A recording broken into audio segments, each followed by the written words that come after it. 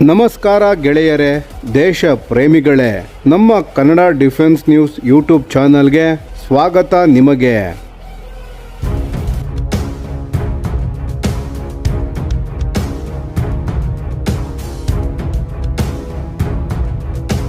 ಭಾರತದ ಸಮುದ್ರ ಶಕ್ತಿ ಈಗ ಹೊಸ ಯುಗಕ್ಕೆ ಕಾಲಿಡಲು ಸಿದ್ಧವಾಗುತ್ತಿದೆ. ಭಾರತೀಯ ನೌಕಾಪಡೆ ಮುಂದಿನ ಹಲವು ದಶಕಗಳ ಅವಶ್ಯಕತೆಗಳನ್ನು ಗಮನದಲ್ಲಿಟ್ಟುಕೊಂಡು ತನ್ನ ಅತ್ಯಂತ ದೊಡ್ಡ ಹಾಗೂ ಅತ್ಯಾಧುನಿಕ ಯುದ್ಧನೌಕೆ ಯೋಜನೆಗಳಲ್ಲಿ ಒಂದಾದ ಪ್ರಾಜೆಕ್ಟ್ 18 ನೆಕ್ಸ್ಟ್ ಜನರೇಷನ್ ಡೆಸ್ಟ್ರಾಯರ್ ಅಥವಾ NGD ಪ್ರೋಗ್ರಾಂ ಅನ್ನು ರೂಪಿಸುತ್ತಿದೆ. ಇದು ಕೇವಲ ಮತ್ತೊಂದು ಹೊಸ ಯುದ್ಧನೌಕೆಯ ಯೋಜನೆ ಅಲ್ಲ, ಇದು ಭಾರತ ಭವಿಷ್ಯದ ಸಮುದ್ರ ಯುದ್ಧವನ್ನು ಹೇಗೆ ಎದುರಿಸಬೇಕು ಎಂಬುದಕ್ಕೆ ರೂಪಿಸಿಕೊಳ್ಳುತ್ತಿರುವ ಸಂಪೂರ್ಣ ಹೊಸ ತಂತ್ರ. ಹೊಸ ವರದಿಗಳ ಪ್ರಕಾರ ಭಾರತೀಯ ನೌಕಾಪಡೆ ಒಟ್ಟು 10 ರಿಂದ 12 ಅತ್ಯಾಧುನಿಕ ಸ್ಟೆಲ್ತ್ ಡೆಸ್ಟ್ರಾಯರ್ಗಳನ್ನು ನಿರ್ಮಿಸುವ ಗುರಿ ಹೊಂದಿದೆ. ಈ ಪ್ರಮಾಣದಲ್ಲಿ ನಿರ್ಮಾಣವಾದರೆ ಇದು ಭಾರತದ ಸ್ವಾತಂತ್ರ್ಯ ನಂತರದ ಅತಿದೊಡ್ಡ ಸರ್ಫೇಸ್ ಕಂಬ್ಯಾಟೆಂಟ್ ಪ್ರೋಗ್ರಾಂ ಆಗಬಹುದು. ಈ ಯೋಜನೆಯನ್ನು ಭಾರತೀಯ ನೌಕಾಪಡೆಯ ವಾರ್ಶಿಪ್ ಡಿಸೈನ್ ಬ್ಯೂರೋ WDB ಮುನ್ನಡೆಸುತ್ತಿದೆ. ನಿರ್ಮಾಣ ಕಾರ್ಯದಲ್ಲಿ ಭಾರತದ ಪ್ರಮುಖ ಹಡಗು ನಿರ್ಮಾಣ ಸಂಸ್ಥೆಗಳಾದ Mazagon dock ship builders limited MDL ಹಾಗೂ garden reach ship builders and engineers GRSC ಭಾಗಿಯಾಗುವ ಸಾಧ್ಯತೆ ಇದೆ. ಈ ಯೋಜನೆಯ ಮತ್ತೊಂದು ದೊಡ್ಡ ವಿಶೇಷತೆ ಏನೆಂದರೆ ಸುಮಾರು 75% ಸ್ವದೇಶಿ ಕಂಟೆಂಟ್ ಗಳನ್ನು ಬಳಸುವ ಗುರಿ ಹೊಂದಲಾಗಿದೆ.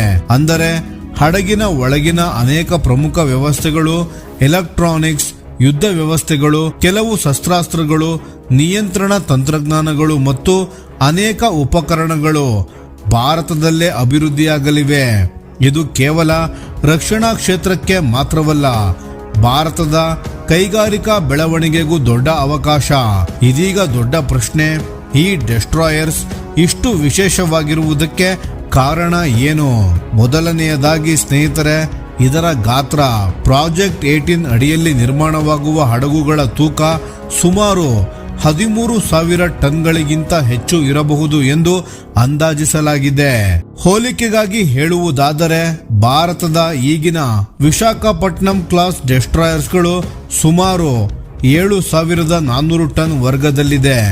ಅಂದರೆ ಪ್ರಾಜೆಕ್ಟ್ 18 ಅವುಗಳಿಗಿಂತ ಬಹಳ ದೊಡ್ಡ ಹಾಗೂ ಹೆಚ್ಚು ಸಾಮರ್ಥ್ಯ ಹೊಂದಿದ ಯುದ್ಧನೌಕೆಯಾಗಲಿದೆ. ಅಂತಾರಾಷ್ಟ್ರೀಯ ಮಾನದಂಡದ ಪ್ರಕಾರ 10,000 ಟನ್ ಮೀರುವ ಯುದ್ಧನೌಕೆಗಳನ್ನು ಸಾಮಾನ್ಯವಾಗಿ ಕ್ರೂಸರ್ ಕ್ಲಾಸ್ಗೆ ಸೇರಿಸಲಾಗುತ್ತದೆ. ಈವರೆಗೆ ಭಾರತ ಈ ವರ್ಗದಲ್ಲಿ ಯಾವುದೇ ಯುದ್ಧನೌಕೆಯನ್ನು ಕಾರ್ಯಾಚರಣೆಗೆ ತಂದಿಲ್ಲ.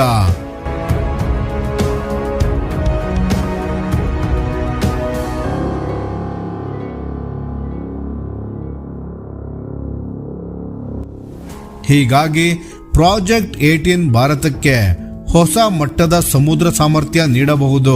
ಆದರೆ ಕೇವಲ ಗಾತ್ರವೇ ಇದರ ಶಕ್ತಿ ಅಲ್ಲ ಸ್ನೇಹಿತರೆ. ಈ ಯೋಜನೆಯ ಹೃದಯ ಎಂದರೆ ಅದರ integrated electric propulsion IEP system. ಇದನ್ನು ಸರಳವಾಗಿ ಅರ್ಥ ಮಾಡಿಕೊಳ್ಳೋಣ ಬನ್ನಿ. ಇಂದಿನ ಸಾಮಾನ್ಯ ಯುದ್ಧನೌಕೆಗಳಲ್ಲಿ ಇಂಜಿನ್ ನಿಂದ ನೇರವಾಗಿ ಯಾಂತ್ರಿಕ ವ್ಯವಸ್ಥೆಗಳ ಮೂಲಕ ಪ್ರೊಪೆಲ್ಲರ್ ತಿರುಗುತ್ತದೆ. ಆದರೆ IEP ನಲ್ಲಿ ಹಡಗಿನ ಇಂಜಿನ್ ಮೊದಲು ವಿದ್ಯುತ್ತನ್ನು ಉತ್ಪಾದಿಸುತ್ತದೆ. ಆ ವಿದ್ಯುತ್ ನಂತರ ಹಡಗಿನ ಚಲನೆ, radar, sensor, communication, electronic warfare system ಮತ್ತು ಇತರ ಎಲ್ಲ ವ್ಯವಸ್ಥೆಗಳಿಗೆ ಹಂಚಲಾಗುತ್ತದೆ. ಇದರಿಂದ ಏನು ಲಾಭ? ಹಡಗಿನ ಒಳಗೆ ಶಕ್ತಿಯ ನಿರ್ವಹಣೆ ಹೆಚ್ಚು ಪರಿಣಾಮಕಾರಿ ಆಗುತ್ತದೆ. ಯಾವುದೇ ಒಂದು ಭಾಗಕ್ಕೆ ಹೆಚ್ಚು ವಿದ್ಯುತ್ ಬೇಕಾದರೆ ಅದನ್ನು ತಕ್ಷಣ ವರ್ಗಾಯಿಸಬಹುದು. ಮುಖ್ಯವಾಗಿ ಭವಿಷ್ಯದ ಆಯುಧಗಳಿಗೆ ಇದು ಸಿದ್ಧವಾಗಿರುತ್ತದೆ. ಉದಾಹರಣೆಗೆ, ಮುಂದೆ laser weapon, high energy directed energy systems, ಅತ್ಯಂತ ಶಕ್ತಿಶಾಲಿ ರೆಡಾರ್ಗಳು ಅಥವಾ ಹೊಸ ಎಲೆಕ್ಟ್ರಾನಿಕ್ ವಾರ್ಫೇರ್ ಸಾಧನಗಳು ಬಂದರೂ ಈ ಹಡಗು ಅದನ್ನು ನಿರ್ವಹಿಸಬಹುದು. ಇದೇ ಕಾರಣಕ್ಕೆ ಜಗತ್ತಿನ ಅನೇಕ ದೊಡ್ಡ ನೌಕೆಗಳು ಎಲೆಕ್ಟ್ರಿಕ್ ಪ್ರೊಪಲ್ಷನ್ ಕಡೆ ಸಾಗುತ್ತಿವೆ. ಭಾರತ ಕೂಡ ಈಗ ಆ ದಿಕ್ಕಿನಲ್ಲಿ ಹೆಜ್ಜೆ ಇಡುತ್ತಿದೆ. ಭಾರತೀಯ ನೌಕಾಪಡೆ ಈ ಯೋಜನೆಯನ್ನು 2 ಹಂತಗಳಲ್ಲಿ ಜಾರಿಗೆ ತರಲು ಯೋಜಿಸಿದೆ. ಮೊದಲ ಹಂತದಲ್ಲಿ ಕೆಲವು ಹಡಗುಗಳನ್ನು ನಿರ್ಮಿಸಿ ಹೊಸ ಹಲ್ ಡಿಸೈನ್, ಪ್ರೊಪಲ್ಷನ್ ಮತ್ತು ಕಂಬ್ಯಾಟ್ ಸಿಸ್ಟಮ್ಸ್ ಗಳನ್ನು ಪರೀಕ್ಷಿಸಲಾಗುತ್ತದೆ. ಎಲ್ಲವೂ ಯಶಸ್ವಿಯಾದ ನಂತರ ಎರಡನೇ ಹಂತದಲ್ಲಿ ಇನ್ನಷ್ಟು ಹಡಗುಗಳನ್ನು ನಿರ್ಮಿಸಲಾಗುತ್ತದೆ. ಆದರೆ ಹೊಸ ಹಡಗುಗಳು ಬಂದಾಗಲೆಲ್ಲ ಸಂಪೂರ್ಣ ವಿನ್ಯಾಸ ಬದಲಾವಣೆ ಮಾಡುವುದಿಲ್ಲ. ಬದಲಿಗೆ ಅದೇ ಮೂಲ ವಿನ್ಯಾಸದ ಮೇಲೆ ಹೊಸ ತಂತ್ರಜ್ಞಾನಗಳನ್ನು ಸೇರಿಸಲಾಗುತ್ತದೆ. ಇದರಿಂದ ಉತ್ಪಾದನೆ ವೇಗವಾಗುತ್ತದೆ, ನಿರ್ವಹಣೆ ಸುಲಭವಾಗುತ್ತದೆ, ವೆಚ್ಚವೂ ಕಡಿಮೆಯಾಗುತ್ತದೆ. ಈಗ ಆಯುಧ ಸಾಮರ್ಥ್ಯ ನೋಡೋಣ ಬನ್ನಿ. ವರದಿಗಳ ಪ್ರಕಾರ ಪ್ರತಿ ಹಡಗಿನಲ್ಲಿ ಸುಮಾರು 114 vertical launch system VLS cells ಗಳು ಇರಬಹುದು. ಇದು ಭಾರತೀಯ ನೌಕಾಪಡೆಯ ಇಂದಿನ ಸಾಮರ್ಥ್ಯಕ್ಕಿಂತ ದೊಡ್ಡ ಏರಿಕೆ. ಈ ಲಾಂಚ್ ಸೆಲ್ಸ್ ನ ಮೂಲಕ ಹಲವು ಕ್ಷಿಪಣಿಗಳನ್ನು ಒಂದೇ ಹಡಗಿನಿಂದ ಬಳಸಬಹುದು. ಅವುಗಳಲ್ಲಿ BrahMos supersonic cruise missile, BrahMos next generation long range land attack cruise missiles ಗಳು, LRLACM precision guided long range surface to air missile PGLRSAM ಹಾಗೂ short range surface to air missile SRSAM ಮತ್ತು smart supersonic missile assisted release of torpedo ಇವುಗಳು ಸೇರಿವೆ. ಇದರ ಅರ್ಥ ಏನು ಗೊತ್ತಾ ಗೆಳೆಯರೆ? ಒಂದೇ ಯುದ್ಧ ನೌಕೆ ಶತ್ರು ಹಡಗುಗಳನ್ನು ಹೊಡೆಯಬಹುದು, ಭೂಭಾಗದ ಗುರಿಗಳ ಮೇಲೆ ದಾಳಿ ನಡೆಸಬಹುದು, ವಿಮಾನ ಹಾಗೂ ಕ್ಷಿಪಣಿ ದಾಳಿಯಿಂದ ತನ್ನನ್ನು ತಾನು ರಕ್ಷಿಸಿಕೊಳ್ಳಬಹುದು ಮತ್ತು ಜಲಾಂತರ್ಗಾಮಿ ಯುದ್ಧ ನೌಕೆಗಳ ವಿರುದ್ಧವೂ ಕಾರ್ಯಾಚರಣೆ ನಡೆಸಬಹುದು. ಅಂದರೆ ಇದು ನಿಜವಾದ ಮಲ್ಟಿ ರೋಲ್ ವಾರ್ಶಿಪ್ ಆಗಲಿದೆ.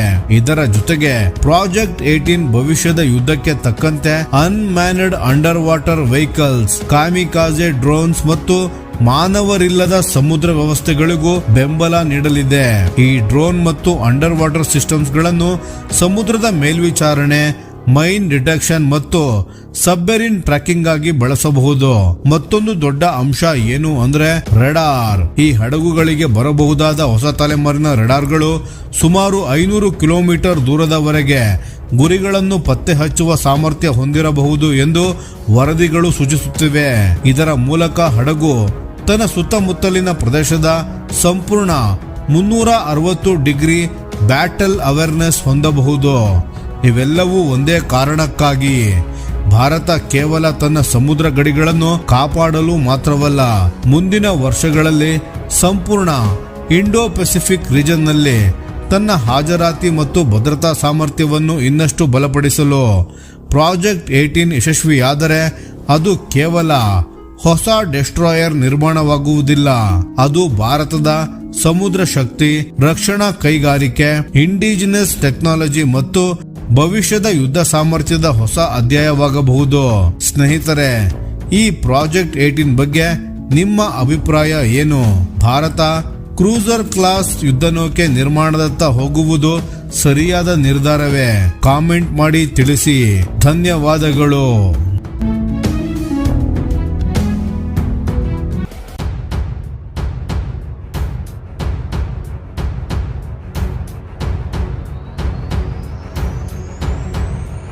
ಭಾರತದ ಹೊಸ ಆಂಟಿ ಸ್ಟೆಲ್ತ್ ಶಕ್ತಿ ಚೀನಾದ J-20 ಮತ್ತು J-35ಗೆ ಸವಾಲು ಹಾಕುವ ನಿಬೋ UM ರೆಡಾರ್. ಏಕೆ ಇದು ದೊಡ್ಡ ಬದಲಾವಣೆ? ಸ್ನೇಹಿತರೆ, ಇಂಡೋ ಪೆಸಿಫಿಕ್ ಪ್ರದೇಶದಲ್ಲಿ ಈಗ ಒಂದು ಹೊಸ ರೀತಿಯ ಸ್ಪರ್ಧೆ ಶುರುವಾಗಿದೆ. ಇದು ಯುದ್ಧ ವಿಮಾನಗಳ ಸಂಖ್ಯೆಯ ಸ್ಪರ್ಧೆ ಅಲ್ಲ, ಇದು ಯಾರು ಮೊದಲು ಎದುರಾಳಿಯನ್ನು ಪತ್ತೆ ಹಚ್ಚುತ್ತಾರೆ ಎಂಬ ಸ್ಪರ್ಧೆ.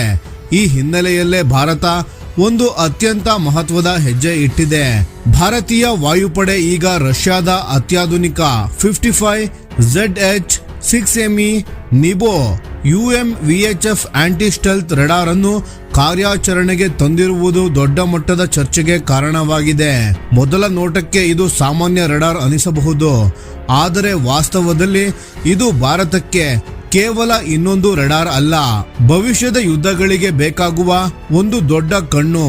ಯಾಕೆಂದರೆ ಇಂದಿನ ಯುದ್ಧದಲ್ಲಿ ಯುದ್ಧ ವಿಮಾನಗಳು ಹೆಚ್ಚು ವೇಗವಾಗಿರುವುದಕ್ಕಿಂತ ಅವು ಕಾಣಿಸದೆ ಒಳನುಗ್ಗುವ ಸಾಮರ್ಥ್ಯ ಹೊಂದಿರುವುದು ದೊಡ್ಡ ಸವಾಲಾಗಿದೆ.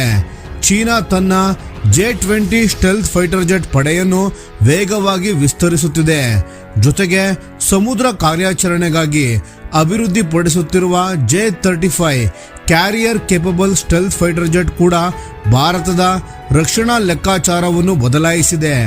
ಇದರ ಮಧ್ಯೆ ಭಾರತ ಈ ನಿಬೋ UM ಅನ್ನು ಪ್ರದರ್ಶಿಸಿದ್ದು ಕೇವಲ ಹೊಸ ಖರೀದಿ ಅಲ್ಲ, ಇದು ಒಂದು ಸ್ಪಷ್ಟ ತಂತ್ರಜ್ಞಾನದ ಸಂದೇಶ. ಸ್ಟೆಲ್ತ್ ಇದ್ದರೂ ನಾವು ನೋಡಬಹುದು ಎಂಬ ಸೂಚನೆ. ಈಗ ಪ್ರಶ್ನೆ, ಸ್ಟೆಲ್ತ್ ಫೈಟರ್ ಜೆಟ್ ಅಂದ್ರೆ ನಿಜವಾಗಿಯೂ ಕಾಣಿಸದ ಯುದ್ಧ ವಿಮಾನವೇ? ಉತ್ತರ ಇಲ್ಲ ಸ್ನೇಹಿತರೆ. ಸ್ಟೆಲ್ತ್ ಅಂದರೆ ಸಂಪೂರ್ಣ ಇನ್ವಿಸಿಬಲ್ ಅಲ್ಲ. ಸ್ಟೆಲ್ತ್ ತಂತ್ರಜ್ಞಾನವು ಸಾಮಾನ್ಯವಾಗಿ ಹೆಚ್ಚಿನ ಫ್ರೀಕ್ವೆನ್ಸಿ ರೆಡಾರ್ಗಳಿಗೆ ಕಡಿಮೆ ರೆಡಾರ್ ಸಿಗ್ನೇಚರ್ ನೀಡುವಂತೆ ವಿನ್ಯಾಸ ಮಾಡಲಾಗುತ್ತದೆ. ಆದರೆ ಇಲ್ಲೇ ನಿಬೋ UM ಆಟ ಬದಲಿಸುತ್ತದೆ. ಈ ರೆಡಾರ್ VHF ಫ್ರೀಕ್ವೆನ್ಸಿ ಬ್ಯಾಂಡ್ನಲ್ಲಿ ಕೆಲಸ ಮಾಡುತ್ತದೆ. ಅಂದರೆ ಸುಮಾರು 133ರಿಂದ 144 ಮೆಗಾ ಹರ್ಟ್ಸ್ ಮತ್ತು 216ರಿಂದ 225 ಮೆಗಾ ಹರ್ಟ್ಸ್ ವ್ಯಾಪ್ತಿಯಲ್ಲಿ ಕಾರ್ಯನಿರ್ವಹಿಸುತ್ತದೆ. ಇದರ ವಿಶೇಷತೆ ಏನು ಅಂದರೆ ಸಾಮಾನ್ಯ ರೆಡಾರ್ಗಳಿಗಿಂತ ಇದರ ಅಲೆಗಳು ಉದ್ದವಾಗಿರುತ್ತವೆ. ಈ ಉದ್ದವಾದ ಅಲೆಗಳು ವಿಮಾನದ ರೆಕ್ಕೆಗಳು, ದೇಹದ ದೊಡ್ಡ ಭಾಗಗಳು ಮತ್ತು ಅದರ ಆಕಾರದೊಂದಿಗೆ ಬೇರೆ ರೀತಿಯಲ್ಲಿ ಪ್ರತಿಕ್ರಿಯೆ ಮಾಡುತ್ತವೆ. ಅದರ ಪರಿಣಾಮ ಸ್ಟೆಲ್ತ್ ವಿನ್ಯಾಸ ಮಾಡಿದ ವಿಮಾನಗಳು ಕೆಲವು ಸಂದರ್ಭಗಳಲ್ಲಿ ರೆಡಾರ್ಗೆ ಪ್ರತಿಕ್ರಿಯೆ ನೀಡಬಹುದು. ಅದರ ಕಾರಣದಿಂದಲೇ ವಿಶ್ವದ ಅನೇಕ ದೇಶಗಳು ಈಗ ಮತ್ತೆ VHF ರೆಡಾರ್ ತಂತ್ರಜ್ಞಾನಕ್ಕೆ ಗಮನ ಕೊಡುತ್ತಿವೆ. ಭಾರತಕ್ಕೂ ಇದೇ ಅಗತ್ಯ ಹೆಚ್ಚಾಗಿತ್ತು. ಯಾಕೆಂದರೆ ಉತ್ತರ ಗಡಿಯಲ್ಲಿ ಚೀನಾದ ವಾಯುಶಕ್ತಿ ವೇಗವಾಗಿ ಬೆಳೆಯುತ್ತಿದೆ. ಭಾರತ ಮಹಾಸಾಗರ ಪ್ರದೇಶದಲ್ಲಿಯೂ ಚೀನಾದ ಚಟುವಟಿಕೆ ಹೆಚ್ಚಾಗುತ್ತಿದೆ. ಮುಂದಿನ ಕೆಲವು ವರ್ಷಗಳಲ್ಲಿ ಪಾಕಿಸ್ತಾನವು ಭವಿಷ್ಯದಲ್ಲಿ ಚೀನಾದ ಸ್ಟೆಲ್ತ್ ಪ್ಲಾಟ್ಫಾರ್ಮ್ಗಳನ್ನು ಪಡೆಯುವ ಸಾಧ್ಯತೆ ಬಗ್ಗೆ ಚರ್ಚೆಗಳು ನಡೆಯುತ್ತಿವೆ. ಅಂದರೆ ಭಾರತಕ್ಕೆ ಎರಡು ದಿಕ್ಕಿನಿಂದ ಸ್ಟೆಲ್ತ್ ಸವಾಲು ಎದುರಾಗಬಹುದು. ಇದೇ ಕಾರಣಕ್ಕೆ ಭಾರತ ತನ್ನ ಅರ್ಲಿ ವಾರ್ನಿಂಗ್ ಸಾಮರ್ಥ್ಯವನ್ನು ಬಲಪಡಿಸಲು ಮುಂದಾಗಿದೆ. ವರದಿಗಳ ಪ್ರಕಾರ ಅನುಕೂಲಕರ ಪರಿಸ್ಥಿತಿಯಲ್ಲಿ ನಿಬೋ UM ಕೆಲವು ಸ್ಟೆಲ್ತ್ ಗುರಿಗಳನ್ನು 250 ಕಿಲೋಮೀಟರ್ಗೂ ಹೆಚ್ಚು ದೂರದಲ್ಲಿ ಪತ್ತೆ ಹಚ್ಚುವ ಸಾಮರ್ಥ್ಯ ಹೊಂದಿರಬಹುದು. ಇನ್ನು ಸಾಮಾನ್ಯ ವಿಮಾನಗಳು ಕ್ರೂಸ್ ಮಿಸೈಲ್ ಮತ್ತು ಬ್ಯಾಲಿಸ್ಟಿಕ್ ಥ್ರೆಟ್ಗಳನ್ನು 600 ಕಿಲೋಮೀಟರ್ ತನಕ ಟ್ರ್ಯಾಕ್ ಮಾಡಬಹುದು ಎಂಬ ಹೇಳಿಕೆಗಳಿವೆ. ಆದರೆ ಇಲ್ಲಿ ಒಂದು ಮುಖ್ಯ ವಿಷಯ ನೆನಪಿಡಬೇಕು. ಈ ಸಂಖ್ಯೆಗಳು ಕಾರ್ಯಾಚರಣೆಯ ಪರಿಸ್ಥಿತಿ, ಎತ್ತರ, ಎಲೆಕ್ಟ್ರಾನಿಕ್ ವಾರ್ಫೇರ್, ವಾತಾವರಣ ಮತ್ತು ಗುರಿಯ ದಿಕ್ಕಿನ ಮೇಲೆ ಅವಲಂಬಿತವಾಗಿರುತ್ತವೆ. ಅಂದರೆ ಇದು ಮಾಯಾ ಕಣ್ಣು ಅಲ್ಲ, ಆದರೆ ಮುಂಚಿತ ಎಚ್ಚರಿಕೆ ಸಮಯವನ್ನು ಹೆಚ್ಚಿಸುವ ಸಾಧನ. ಇನ್ನು ಭಾರತದ ಏರ್ ಡಿಫೆನ್ಸ್ ನೆಟ್ವರ್ಕ್ನಲ್ಲಿ ಇದರ ಪಾತ್ರ ನೋಡೋಣ ಬನ್ನಿ ಸ್ನೇಹಿತರೆ. ಭಾರತ ಈಗಾಗಲೇ S-400 triumph, Arudra radar, Ashwini radar, Netra ಎವ್ಯಾಕ್ಸ್, ಫಾಲ್ಕಾನ್ ಪ್ಲಾಟ್ಫಾರ್ಮ್ ಸೇರಿದಂತೆ ಹಲವು ವ್ಯವಸ್ಥೆಗಳನ್ನು ಬಳಸುತ್ತಿದೆ. ನಿಬೋ UM ಇವುಗಳ ಜೊತೆ ಸೇರಿ ಕೆಲಸ ಮಾಡುವ ಸೆನ್ಸಾರ್ ನೋಡ್ ಆಗಿ ಕಾರ್ಯನಿರ್ವಹಿಸಬಹುದು. ಒಮ್ಮೆ ದೂರದಲ್ಲಿ ಅನುಮಾನಾಸ್ಪದ ಗುರಿ ಕಂಡರೆ ಮಾಹಿತಿ ಮುಂದಿನ ವ್ಯವಸ್ಥೆಗಳಿಗೆ ಹೋಗುತ್ತದೆ. ನಂತರ fighter aircraft, surface to air missile ಅಥವಾ ಇನ್ನಿತರ ಟ್ರ್ಯಾಕಿಂಗ್ ಸಿಸ್ಟಮ್ಸ್ಗಳು ಗುರಿಯ ಮೇಲೆ ಗಮನ ಕೇಂದ್ರೀಕರಿಸುತ್ತವೆ. ಇದನ್ನೇ ಇಂದಿನ ಯುದ್ಧದಲ್ಲಿ ಸೆನ್ಸಾರ್ ಫ್ಯೂಷನ್ ಎಂದು ಕರೆಯಲಾಗುತ್ತದೆ. ಅಂದರೆ ಒಂದು ರೆಡಾರ್ ಎಲ್ಲವನ್ನೂ ಮಾಡುವ ಕಾಲ ಮುಗಿದಿದೆ. ಈಗ ಹಲವಾರು ಸೆನ್ಸಾರ್ಗಳನ್ನು ಒಟ್ಟಿಗೆ ಕೆಲಸ ಮಾಡಿಸುವ ಕಾಲ ಬಂದಿದೆ. ನಿಬೋ UM ನ ಇನ್ನೊಂದು ದೊಡ್ಡ ಬಲ ಅದರ ಮೊಬಿಲಿಟಿ. ಇದು BAZ-6909 high mobility vehicle platform ಮೇಲೆ ಅಳವಡಿಸಲಾಗಿದೆ. ಅಂದರೆ ಒಂದೇ ಜಾಗದಲ್ಲಿ ನಿಲ್ಲುವುದಿಲ್ಲ, ತ್ವರಿತವಾಗಿ ಸ್ಥಳ ಬದಲಾಯಿಸಬಹುದು. ಯಾಕೆಂದರೆ ಇಂದಿನ ಯುದ್ಧದಲ್ಲಿ ರೆಡಾರ್ ಕಾರ್ಯಾರಂಭ ಮಾಡಿದ ತಕ್ಷಣ ಎದುರಾಳಿ ಅದರ ಸ್ಥಾನ ಪತ್ತೆ ಹಚ್ಚಿ ದಾಳಿ ಮಾಡುವ ಪ್ರಯತ್ನ ಮಾಡಬಹುದು. ಅದಕ್ಕಾಗಿ ಬದುಕುಳಿಯುವ ರೆಡಾರ್ ಅಂದರೆ ಚಲಿಸುವ ರೆಡಾರ್. ಇದೇ ಆಧುನಿಕ ಏರ್ ಡಿಫೆನ್ಸ್ನ ತತ್ವ.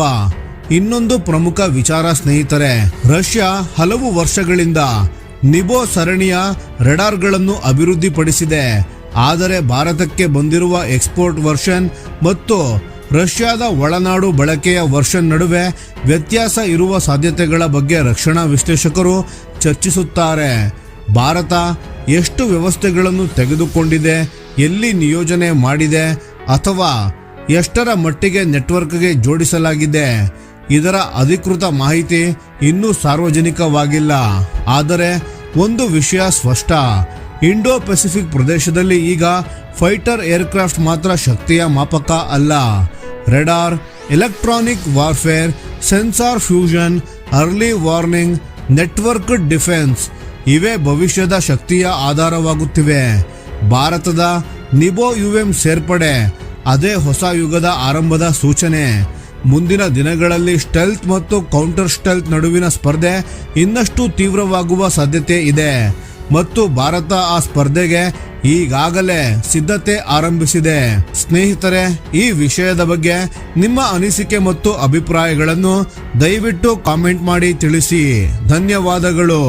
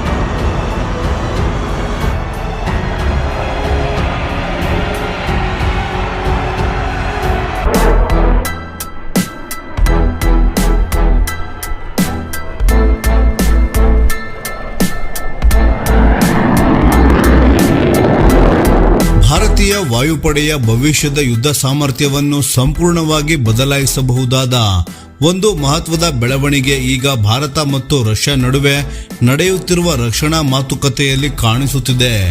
ಭಾರತಕ್ಕೆ ರಷ್ಯಾದ ಅತ್ಯಾಧುನಿಕ 5th generation stealth fighter jet ಆಗಿರುವ Su-57E ಅನ್ನು ಖರೀದಿಸುವುದು ಮಾತ್ರವಲ್ಲ, ಅದನ್ನೇ ಭಾರತದಲ್ಲೇ ಉತ್ಪಾದಿಸುವ ಅವಕಾಶವು ದೊರೆಯುವ ಹಂತಕ್ಕೆ ಮಾತುಕತೆಗಳು ತಲುಪಿವೆ ಎನ್ನಲಾಗುತ್ತಿದೆ. ಇತ್ತೀಚಿನ ವರದಿಗಳು ಮತ್ತು ಅಧಿಕೃತ ಹೇಳಿಕೆಗಳ ಪ್ರಕಾರ ನವದೆಹಲಿ ಮತ್ತು ಮಾಸ್ಕೋ ನಡುವೆ ನಡೆಯುತ್ತಿರುವ ಚರ್ಚೆಗಳು ಈಗ ಅತ್ಯಂತ ಮುಂದುವರಿದ ಹಂತದಲ್ಲಿವೆ. ಈ ಪ್ರಸ್ತಾವನೆಯ ಮುಖ್ಯ ವಿಶೇಷತೆ ಏನೆಂದರೆ, ಆರಂಭದಲ್ಲಿ ಭಾರತಕ್ಕೆ ನೇರವಾಗಿ ಸಿದ್ಧವಾಗಿರುವ ready to fly Su-57E fighter ಜೆಟ್ಗಳನ್ನು ನೀಡಲಾಗುತ್ತದೆ. ಅದರ ನಂತರ ದೊಡ್ಡ ಪ್ರಮಾಣದಲ್ಲಿ ಭಾರತದಲ್ಲೇ ಉತ್ಪಾದನೆ ಆರಂಭವಾಗುವ ಯೋಜನೆ ಇದೆ. ಜೂನ್ 2026ರಲ್ಲಿ ನಡೆದ Saint Petersburg international economic forum ವೇಳೆ ರಷ್ಯಾದ ಅಧ್ಯಕ್ಷರಾದ ವ್ಲಾಡಿಮಿರ್ ಪುಟಿನ್ ರವರು ಸಾರ್ವಜನಿಕವಾಗಿ ಈ ಪ್ರಸ್ತಾವನೆಯನ್ನು ಮತ್ತೊಮ್ಮೆ ದೃಢಪಡಿಸಿದ್ದರು. ಅವರ ಹೇಳಿಕೆ ಪ್ರಮುಖ ವಿಷಯ ಎಂದರೆ, ಭಾರತದೊಂದಿಗೆ ಜಂಟಿ ಉತ್ಪಾದನೆಗೆ ರಷ್ಯಾ ಸಿದ್ಧವಾಗಿದೆ ಮತ್ತು ತಂತ್ರಜ್ಞಾನಗಳ ಹಂಚಿಕೆಗೆ ಯಾವುದೇ ಮಿತಿ ಇಲ್ಲ ಎಂಬ ಸಂದೇಶವನ್ನು ನೀಡಿದ್ದಾರೆ. ಪ್ರಸ್ತುತ ಚರ್ಚೆಯ ಪ್ರಕಾರ ಮೊದಲ ಹಂತದಲ್ಲಿ ಭಾರತೀಯ ವಾಯುಪಡೆಗೆ ಸುಮಾರು 36ರಿಂದ 60 Su-57E ಯುದ್ಧ ವಿಮಾನಗಳನ್ನು ನೇರವಾಗಿ ಪೂರೈಸುವ ಸಾಧ್ಯತೆ ಇದೆ. ಇದರ ಉದ್ದೇಶ ಸ್ಪಷ್ಟವಾಗಿದೆ, ಭಾರತಕ್ಕೆ ಮುಂದಿನ ದಶಕದವರೆಗೆ ಕಾಯದೆ ತಕ್ಷಣವೇ 5th ಜನರೇಷನ್ ಸ್ಟೆಲ್ತ್ ಸಾಮರ್ಥ್ಯ ನೀಡುವುದು. ಇದಾದ ನಂತರದ ಹಂತದಲ್ಲಿ ಉತ್ಪಾದನೆ ಸಂಪೂರ್ಣವಾಗಿ ಭಾರತದ ಕಾರ್ಖಾನೆಗಳಿಗೆ ವರ್ಗಾಯಿಸುವ ಯೋಜನೆ ಇದೆ. ಅಂದರೆ ಕೇವಲ ಖರೀದಿ ಅಲ್ಲ, ಭಾರತದಲ್ಲೇ ತಯಾರಿಕೆ. ಇದು ಭಾರತೀಯ ರಕ್ಷಣಾ ಕ್ಷೇತ್ರದ ಆತ್ಮನಿರ್ಭರ ಭಾರತದ ಗುರಿಗೆ ದೊಡ್ಡ ಬಲ ನೀಡುವ ಹೆಜ್ಜೆಯಾಗಬಹುದು. ಮೂಲಗಳ ಪ್ರಕಾರ ರಷ್ಯಾ ಈಗಾಗಲೇ ಭಾರತೀಯ ವಾಯುಪಡೆಗೆ ಈ ವಿಮಾನದ ಕಾರ್ಯಕ್ಷಮತೆ ಕುರಿತು ಸಾಕಷ್ಟು ತಾಂತ್ರಿಕ ಮಾಹಿತಿಯನ್ನು ಹಂಚಿಕೊಂಡಿದೆ. ಇನ್ನೊಂದು ದೊಡ್ಡ ವಿಷಯ ಏನೆಂದರೆ, ಭಾರತ ಕೇಳುತ್ತಿರುವ ತಂತ್ರಜ್ಞಾನದ ವರ್ಗಾವಣೆ ಮತ್ತು ಸ್ಥಳೀಯ ಕೈಗಾರಿಕೆಗಳ ಪಾಲ್ಗೊಳ್ಳುವಿಕೆ ವಿಷಯದಲ್ಲಿ ರಷ್ಯಾ ಬಹಳ ಲವಚಿಕತೆಯನ್ನು ತೋರಿಸುತ್ತಿದೆ. HAL ಹಿಂದೂಸ್ತಾನ್ ಏರೋನಾಟಿಕ್ಸ್ ಲಿಮಿಟೆಡ್ ಅಧಿಕಾರಿಗಳ ಇತ್ತೀಚಿನ ಹೇಳಿಕೆಗಳ ಪ್ರಕಾರ ರಷ್ಯಾದ ರಕ್ಷಣಾ ಇಲಾಖೆ ವಿಮಾನದ ಸೋರ್ಸ್ ಕೋಡ್ ವರೆಗೆ ಪ್ರವೇಶ ನೀಡುವ ಸಾಧ್ಯತೆಯನ್ನು ಸೂಚಿಸಿದೆ.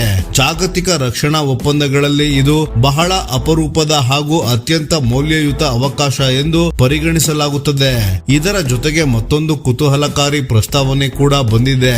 ಭಾರತೀಯ ವಾಯುಪಡೆಯ ಅಗತ್ಯಕ್ಕೆ ತಕ್ಕಂತೆ ವಿಶೇಷವಾಗಿ ಟ್ವಿನ್ ಸೀಟ್ Su-57 ವೇರಿಯಂಟ್ ಅನ್ನು ಜಂಟಿಯಾಗಿ ಅಭಿವೃದ್ಧಿಪಡಿಸುವ ಪ್ರಸ್ತಾಪವನ್ನು ರಷ್ಯಾ ಮುಂದಿಟ್ಟಿದೆ. ಅಂದರೆ ಭವಿಷ್ಯದಲ್ಲಿ ಭಾರತೀಯ ಅಗತ್ಯಗಳಿಗೆ ಹೊಂದುವ ವಿಭಿನ್ನ ಆವೃತ್ತಿ ರೂಪುಗೊಳ್ಳುವ ಸಾಧ್ಯತೆ ಇದೆ. ಇನ್ನೂ ಒಂದು ಪ್ರಮುಖ ವಿಷಯ ಎಂದರೆ ಈ ಯೋಜನೆಯ ಮೂಲಕ ರಷ್ಯಾದ ವೈಮಾನಿಕ ಶಸ್ತ್ರಾಸ್ತ್ರಗಳನ್ನು ಭಾರತದಲ್ಲೇ ಉತ್ಪಾದಿಸುವ ಅವಕಾಶ ಸಿಗಬಹುದು. ಅದರ ಜೊತೆಗೆ ಭಾರತದ ಸ್ವದೇಶಿ ವ್ಯವಸ್ಥೆಗಳಾದ ಬ್ರಹ್ಮೋಸ್ ಸೂಪರ್ಸಾನಿಕ್ ಕ್ರೂಸ್ ಮಿಸೈಲ್ ಮುಂತಾದವುಗಳನ್ನು Su-57 ಜೊತೆ ಸಂಯೋಜಿಸುವ ಅವಕಾಶವೂ ಇರಬಹುದು. ಇದರಿಂದ ಈ ಯುದ್ಧ ವಿಮಾನದಲ್ಲಿ ಭಾರತೀಯ ತಂತ್ರಜ್ಞಾನ ಮತ್ತು ಭಾರತೀಯ ಶಸ್ತ್ರಾಸ್ತ್ರಗಳ ಬಳಕೆ ಹೆಚ್ಚಾಗುವ ಸಾಧ್ಯತೆ ಇದೆ. ಈ ಯೋಜನೆಗೆ ಸಿದ್ಧತೆ ರೂಪದಲ್ಲಿ ರಷ್ಯಾದ ತಜ್ಞರು ಈಗಾಗಲೇ HAL ನ ನಾಶಿಕ್ ಪ್ಲಾಂಟ್ ಪರಿಶೀಲನೆ ನಡೆಸಿದ್ದಾರೆ. ಇದೇ ಕಾರ್ಖಾನೆ ಹಲವು ವರ್ಷಗಳಿಂದ ಯಶಸ್ವಿಯಾಗಿ Su-30 MKI ಯುದ್ಧ ವಿಮಾನಗಳನ್ನು ಅಸೆಂಬಲ್ ಮಾಡುತ್ತಿರುವ ಅನುಭವ ಕೂಡ ಹೊಂದಿದೆ. ಪರಿಶೀಲನೆಯ ಬಳಿಕ ದೊರೆತ ಅಂದಾಜಿನ ಪ್ರಕಾರ ಈಗಿರುವ ಮೂಲಸೌಕರ್ಯದ ಸುಮಾರು ಅರ್ಧ ಭಾಗವನ್ನು ಸ್ವಲ್ಪ ಹೂಡಿಕೆ ಮಾಡಿದರೆ Su-57 ಯೋಜನೆಗೆ ಬಳಸಬಹುದು ಎಂದು ತಿಳಿದು ಬಂದಿದೆ.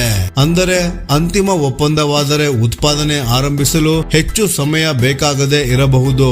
ಈಗ Su-57 ಈ ಸಾಮರ್ಥ್ಯದ ಬಗ್ಗೆ ಮಾತನಾಡುವುದಾದರೆ ರಷ್ಯಾ ಇದನ್ನು ವಿಶ್ವದ ಅತ್ಯಾಧುನಿಕ ಸ್ಟೆಲ್ತ್ ಫೈಟರ್ಸ್ ಗಳಲ್ಲಿ ಒಂದಾಗಿ ಪ್ರಚಾರ ಮಾಡುತ್ತಿದೆ. ವಿಮಾನದ ವಿನ್ಯಾಸದಲ್ಲಿ ವಿಶೇಷ ಆಕಾರ, ಒಳಭಾಗದಲ್ಲೇ ಶಸ್ತ್ರಾಸ್ತ್ರಗಳ ಸಂಗ್ರಹಣೆ ಮತ್ತು ರೆಡಾರ್ ಅಬ್ಸಾರ್ಬಿಂಗ್ ಕೋಟಿಂಗ್ ಬಳಸಲಾಗಿದೆ. ಇದರಿಂದ ಇದರ ರೆಡಾರ್ ಕ್ರಾಸ್ ಸೆಕ್ಷನ್ ಕಡಿಮೆಯಾಗುತ್ತದೆ. ಇದರಲ್ಲಿ ಅತ್ಯಾಧುನಿಕ AESA ರೆಡಾರ್, ಥ್ರಸ್ಟ್ ವೆಕ್ಟರಿಂಗ್ ಎಂಜಿನ್ಸ್, ಆಧುನಿಕ ಎಲೆಕ್ಟ್ರಾನಿಕ್ ವಾರ್ಫೇರ್ ಸಿಸ್ಟಮ್ಸ್ ಮತ್ತು AI ಅಸಿಸ್ಟೆಡ್ ಫ್ಲೈಟ್ ಕಂಪ್ಯೂಟರ್ಸ್ ಗಳನ್ನು ಅಳವಡಿಸಲಾಗಿದೆ. ಇವುಗಳ ಮೂಲಕ ನೆಟ್ವರ್ಕ್ ಸೆಂಟ್ರಿಕ್ ವಾರ್ಫೇರ್ ಪರಿಸ್ಥಿತಿಗಳಲ್ಲೂ ಅತ್ಯುತ್ತಮ ಕಾರ್ಯಕ್ಷಮತೆ ನೀಡುವ ಸಾಮರ್ಥ್ಯ ಹೊಂದಿದೆ ಎಂದು ಹೇಳಲಾಗುತ್ತಿದೆ.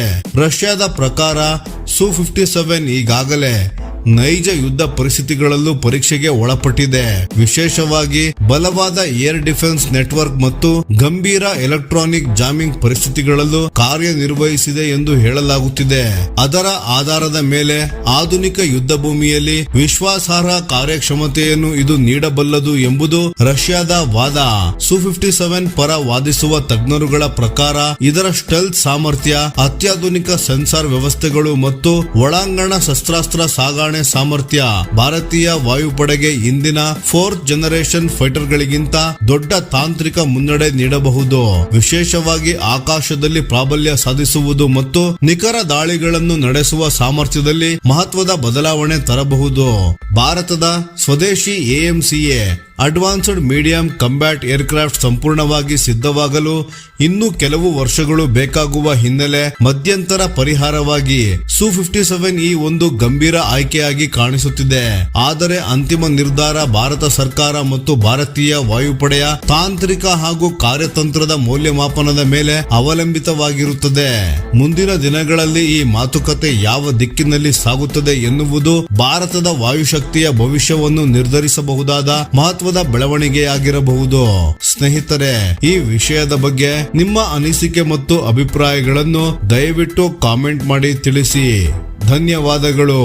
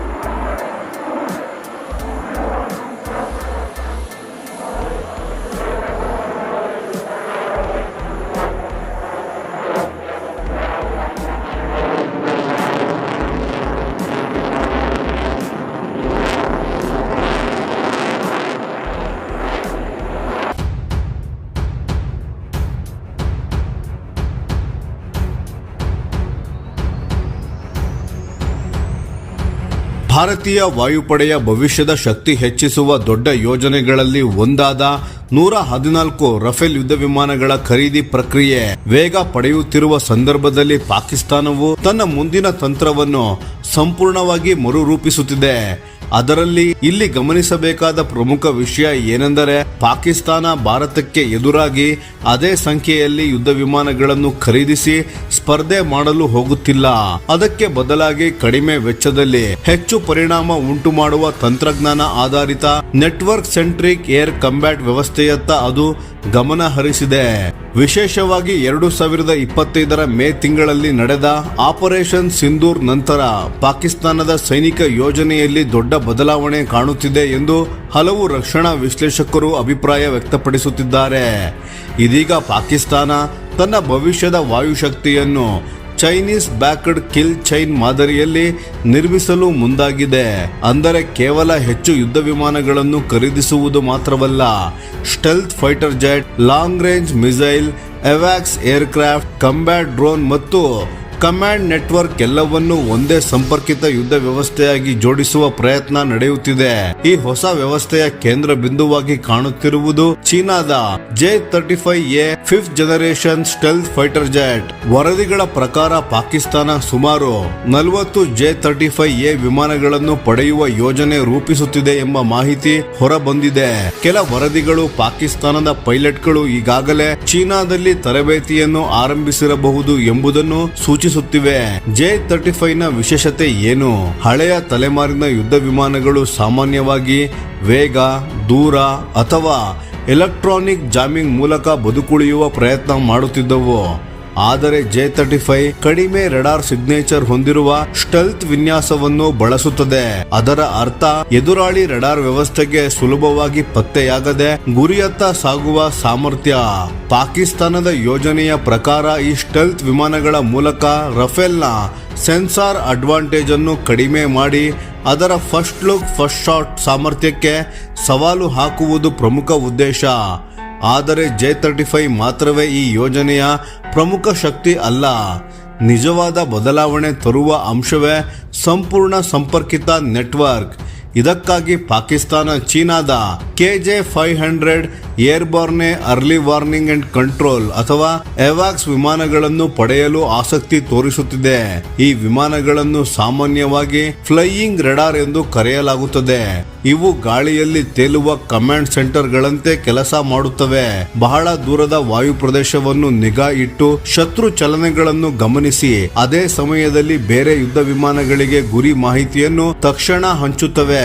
ಇದರಿಂದ J-10C ಹಾಗೂ JF-17 ಬ್ಲಾಕ್ 3 ಸೇರಿದಂತೆ ಹಲವು ವಿಮಾನಗಳು ಒಂದೇ ಸಮಯದಲ್ಲಿ ಸಂಯೋಜಿತ ದಾಳಿ ನಡೆಸುವ ಸಾಮರ್ಥ್ಯ ಪಡೆಯುತ್ತವೆ. ಈ ರೀತಿಯ ನೆಟ್ವರ್ಕ್ ವಾರ್ಫೇರ್ನಲ್ಲಿ ಸಂಖ್ಯೆಯೇ ಮುಖ್ಯವಾಗುವುದಿಲ್ಲ, ಮಾಹಿತಿಯ ವೇಗ ಮತ್ತು ಸಮನ್ವಯವೇ ಪ್ರಮುಖವಾಗುತ್ತದೆ. ಈ ಸಂಪೂರ್ಣ ವ್ಯವಸ್ಥೆಗೆ ಶಸ್ತ್ರಾಸ್ತ್ರ ಶಕ್ತಿಯನ್ನು ನೀಡಲು PL-15E ಬಿಯಾಂಡ್ ವಿಜುವಲ್ ರೇಂಜ್ ಅಥವಾ BVR ಮಿಸೈಲ್ ಬಳಸುವ ಯೋಜನೆಯೂ ಇದೆ. ಈ ಕ್ಷಿಪಣಿ ಈಗಾಗಲೇ ಪಾಕಿಸ್ತಾನದ ಆಧುನಿಕ ವಾಯುಪಡೆಯ ಘಟಕಗಳಲ್ಲಿ ಪ್ರಮುಖ ಸ್ಥಾನ ಪಡೆದಿದೆ. ಇದಲ್ಲದೆ ಇನ್ನೂ ಹೆಚ್ಚಿನ ದೂರ ತಲುಪುವ ಸಾಮರ್ಥ್ಯದ PL-17 ಕ್ಷಿಪಣಿಯನ್ನು ಭವಿಷ್ಯದಲ್ಲಿ ಸೇರಿಸುವ ಸಾಧ್ಯತೆ ಇದೆ ಎಂದು ವರದಿಗಳಿವೆ. ಈ ಕ್ಷಿಪಣಿಗಳ ಗುರಿ ಕೇವಲ ಬಹುದೂರದಿಂದ ವಿಮಾನವನ್ನು ಹೊಡೆದುರುಳಿಸುವುದಲ್ಲ, ಬದಲಿಗೆ ಎದುರಾಳಿ ವಿಮಾನಗಳನ್ನು ನಿರಂತರವಾಗಿ ರಕ್ಷಣಾತ್ಮಕ ಚಲನೆ ಮಾಡಲು ಒತ್ತಾಯಿಸಿ ಅವರ ದಾಳಿಯ ರೂಪುರೇಷೆಯನ್ನು ಅಸ್ತವ್ಯಸ್ತಗೊಳಿಸುವುದು. ಇದರ ಜೊತೆಗೆ ಪಾಕಿಸ್ತಾನ ತನ್ನ ಆರ್ಥಿಕ ಮಿತಿಗಳನ್ನು ಗಮನದಲ್ಲಿಟ್ಟುಕೊಂಡು ಹೆಚ್ಚು ಪ್ರಮಾಣದಲ್ಲಿ ಕಂಬ್ಯಾಟ್ ಡ್ರೋನ್ಗಳ ಬಳಕೆಯತ್ತ ಹೋಗುತ್ತಿದೆ. ಇಲ್ಲಿ ಪ್ರಮುಖವಾಗಿ ಟರ್ಕಿಯ ಅಕಿನ್ಸಿ ಡ್ರೋನ್ ಮತ್ತು ಚೀನಾದ ವಿಂಗ್ಲಾಂಗ್ 2 ಬಳಸುವ ಯೋಜನೆಗಳ ಬಗ್ಗೆ ಚರ್ಚೆಗಳು ನಡೆಯುತ್ತಿವೆ. ಭವಿಷ್ಯದ ಯುದ್ಧಗಳಲ್ಲಿ ಈ ಡ್ರೋನ್ ಸ್ವಾರ್ಮ್ ತಂತ್ರ ಬಹಳ ಮಹತ್ವ ಪಡೆಯಬಹುದು. ಅಂದರೆ ಒಂದೇ ಸಮಯದಲ್ಲಿ ಅನೇಕ ಡ್ರೋನ್ಗಳನ್ನು ಕಳುಹಿಸಿ ಎದುರಾಳಿ ಏರ್ ಡಿಫೆನ್ಸ್ ವ್ಯವಸ್ಥೆಯನ್ನು ಗೊಂದಲಕ್ಕೆ ತಳ್ಳುವುದು ಮತ್ತು ಅದರ ಸಂಪನ್ಮೂಲಗಳನ್ನು ಕುಗ್ಗಿಸುವುದು. ಆ ಬಳಿಕ ಮಾನವ ಚಾಲಿತ ಯುದ್ಧ ವಿಮಾನಗಳಿಗೆ ಸುರಕ್ಷಿತ ಕಾರ್ಯಾಚರಣೆಯ ಮಾರ್ಗ ಸೃಷ್ಟಿಸುವುದು. ಇದಲ್ಲದೆ ಕೆಲವು ವರದಿಗಳ ಪ್ರಕಾರ ಪಾಕಿಸ್ತಾನ ತನ್ನ ವಾಯು ರಕ್ಷಣೆಯನ್ನು ಇನ್ನಷ್ಟು ಬಲಪಡಿಸಲು HQ-19 high altitude missile defence systems ಕಡೆಗೂ ಗಮನ ಹರಿಸುತ್ತಿದೆ. ಇದರ ಉದ್ದೇಶ ತನ್ನ ವಾಯು ಪ್ರದೇಶ ಮತ್ತು ಕಮಾಂಡ್ ನೆಟ್ವರ್ಕ್ ಅನ್ನು ರಕ್ಷಿಸುವುದು. ಎನ್ನಬಹುದು. ಅದೇ ಸಮಯದಲ್ಲಿ ಈಗಾಗಲೇ ಸೇವೆಯಲ್ಲಿರುವ JF-17 ಬ್ಲಾಕ್ 3 ವಿಮಾನಗಳನ್ನು ಕೂಡ ಪಾಕಿಸ್ತಾನ ಕಡೆಗಣಿಸುತ್ತಿಲ್ಲ. ಅವುಗಳಲ್ಲಿ ಹೊಸ ರೆಡಾರ್, ಎಲೆಕ್ಟ್ರಾನಿಕ್ ವಾರ್ಫೇರ್ ಸಾಮರ್ಥ್ಯ ಮತ್ತು ಸುಧಾರಿತ ಶಸ್ತ್ರಾಸ್ತ್ರ ವ್ಯವಸ್ಥೆಗಳನ್ನು ಸೇರಿಸುವ ಕಾರ್ಯ ನಡೆಯುತ್ತಿದೆ ಎನ್ನಲಾಗುತ್ತಿದೆ. ಈ ಮೂಲಕ ಕಡಿಮೆ ವೆಚ್ಚದ ದೊಡ್ಡ ಪ್ರಮಾಣದ ವಿಮಾನಗಳ ಪಡೆ ಮತ್ತು ಅತ್ಯಾಧುನಿಕ ಸ್ಟೆಲ್ತ್ ಪ್ಲಾಟ್ಫಾರ್ಮ್ಗಳನ್ನು ಒಟ್ಟುಗೂಡಿಸಿ ಹೆಚ್ಚಿನ ಪರಿಣಾಮ ಉಂಟು ಮಾಡುವ ಯುದ್ಧ ಸಾಮರ್ಥ್ಯ ನಿರ್ಮಿಸುವುದು ಪಾಕಿಸ್ತಾನದ ದೀರ್ಘಕಾಲದ ಉದ್ದೇಶವಾಗಿದೆ. ಕೊನೆಗೆ ಆಪರೇಷನ್ ಸಿಂಧೂರ್ ಸಮಯದಲ್ಲಿ ಭಾರತ ನಡೆಸಿದ ನಿಖರ ದಾಳಿಗಳಿಂದ ಪಡೆದ ಅನುಭವವನ್ನು ಆಧರಿಸಿ ಪಾಕಿಸ್ತಾನ ಈಗ ತನ್ನ ನೆಲದ ಮೂಲ ಸೌಕರ್ಯಗಳ ಮೇಲೂ ಹೆಚ್ಚು ಒತ್ತನ್ನು ನೀಡುತ್ತಿದೆ. ಹೆಚ್ಚು ಸುರಕ್ಷಿತ ಹಾರ್ಡನ್ಡ್ ಏರ್ಕ್ರಾಫ್ಟ್ ಶೆಲ್ಟರ್ಗಳ ನಿರ್ಮಾಣ, ಮೊಬೈಲ್ ಕಮಾಂಡ್ ಯೂನಿಟ್ಗಳ ನಿಯೋಜನೆ ಹಾಗೂ ಅಗತ್ಯ ಬಂದರೆ ಬಳಸಲು ಪರ್ಯಾಯ ರನ್ವೇ ವ್ಯವಸ್ಥೆಗಳನ್ನು ಸಿದ್ಧಗೊಳಿಸುವ ಕೆಲಸಗಳು ನಡೆಯುತ್ತಿವೆ ಎನ್ನಲಾಗುತ್ತಿದೆ. ಒಟ್ಟಿನಲ್ಲಿ ನೋಡಿದರೆ ಮುಂದಿನ ವರ್ಷಗಳಲ್ಲಿ ಭಾರತ ಮತ್ತು ಪಾಕಿಸ್ತಾನದ ವಾಯುಶಕ್ತಿ ಸ್ಪರ್ಧೆ ಕೇವಲ ಹೆಚ್ಚು ಯುದ್ಧ ವಿಮಾನಗಳ ಸಂಖ್ಯೆಯ ಬಗ್ಗೆ ಇರುವುದಿಲ್ಲ. ಅದು ಸ್ಟೆಲ್ತ್ ನೆಟ್ವರ್ಕ್, ಮಿಸೈಲ್, ಡ್ರೋನ್ ಮತ್ತು ಮಾಹಿತಿ ಆಧಾರಿತ ಸಮಗ್ರ ಯುದ್ಧ ವ್ಯವಸ್ಥೆಗಳ ಸ್ಪರ್ಧೆಯಾಗಿ ರೂಪುಗೊಳ್ಳುವ ಸಾಧ್ಯತೆ ಹೆಚ್ಚಾಗಿದೆ. ಈ ಬೆಳವಣಿಗೆಗಳು ದಕ್ಷಿಣ ಏಷ್ಯಾದ ಭದ್ರತಾ ಪರಿಸ್ಥಿತಿಯ ಮೇಲೂ ಮಹತ್ವದ ಪರಿಣಾಮ ಬೀರುವ ಸಾಧ್ಯತೆ ಇದೆ. ಸ್ನೇಹಿತರೆ, ಈ ವಿಷಯದ ಬಗ್ಗೆ ನಿಮ್ಮ ಅನಿಸಿಕೆ ಮತ್ತು ಅಭಿಪ್ರಾಯಗಳನ್ನು ದಯವಿಟ್ಟು ಕಾಮೆಂಟ್ ಮಾಡಿ ತಿಳಿಸಿ. ಧನ್ಯವಾದಗಳು.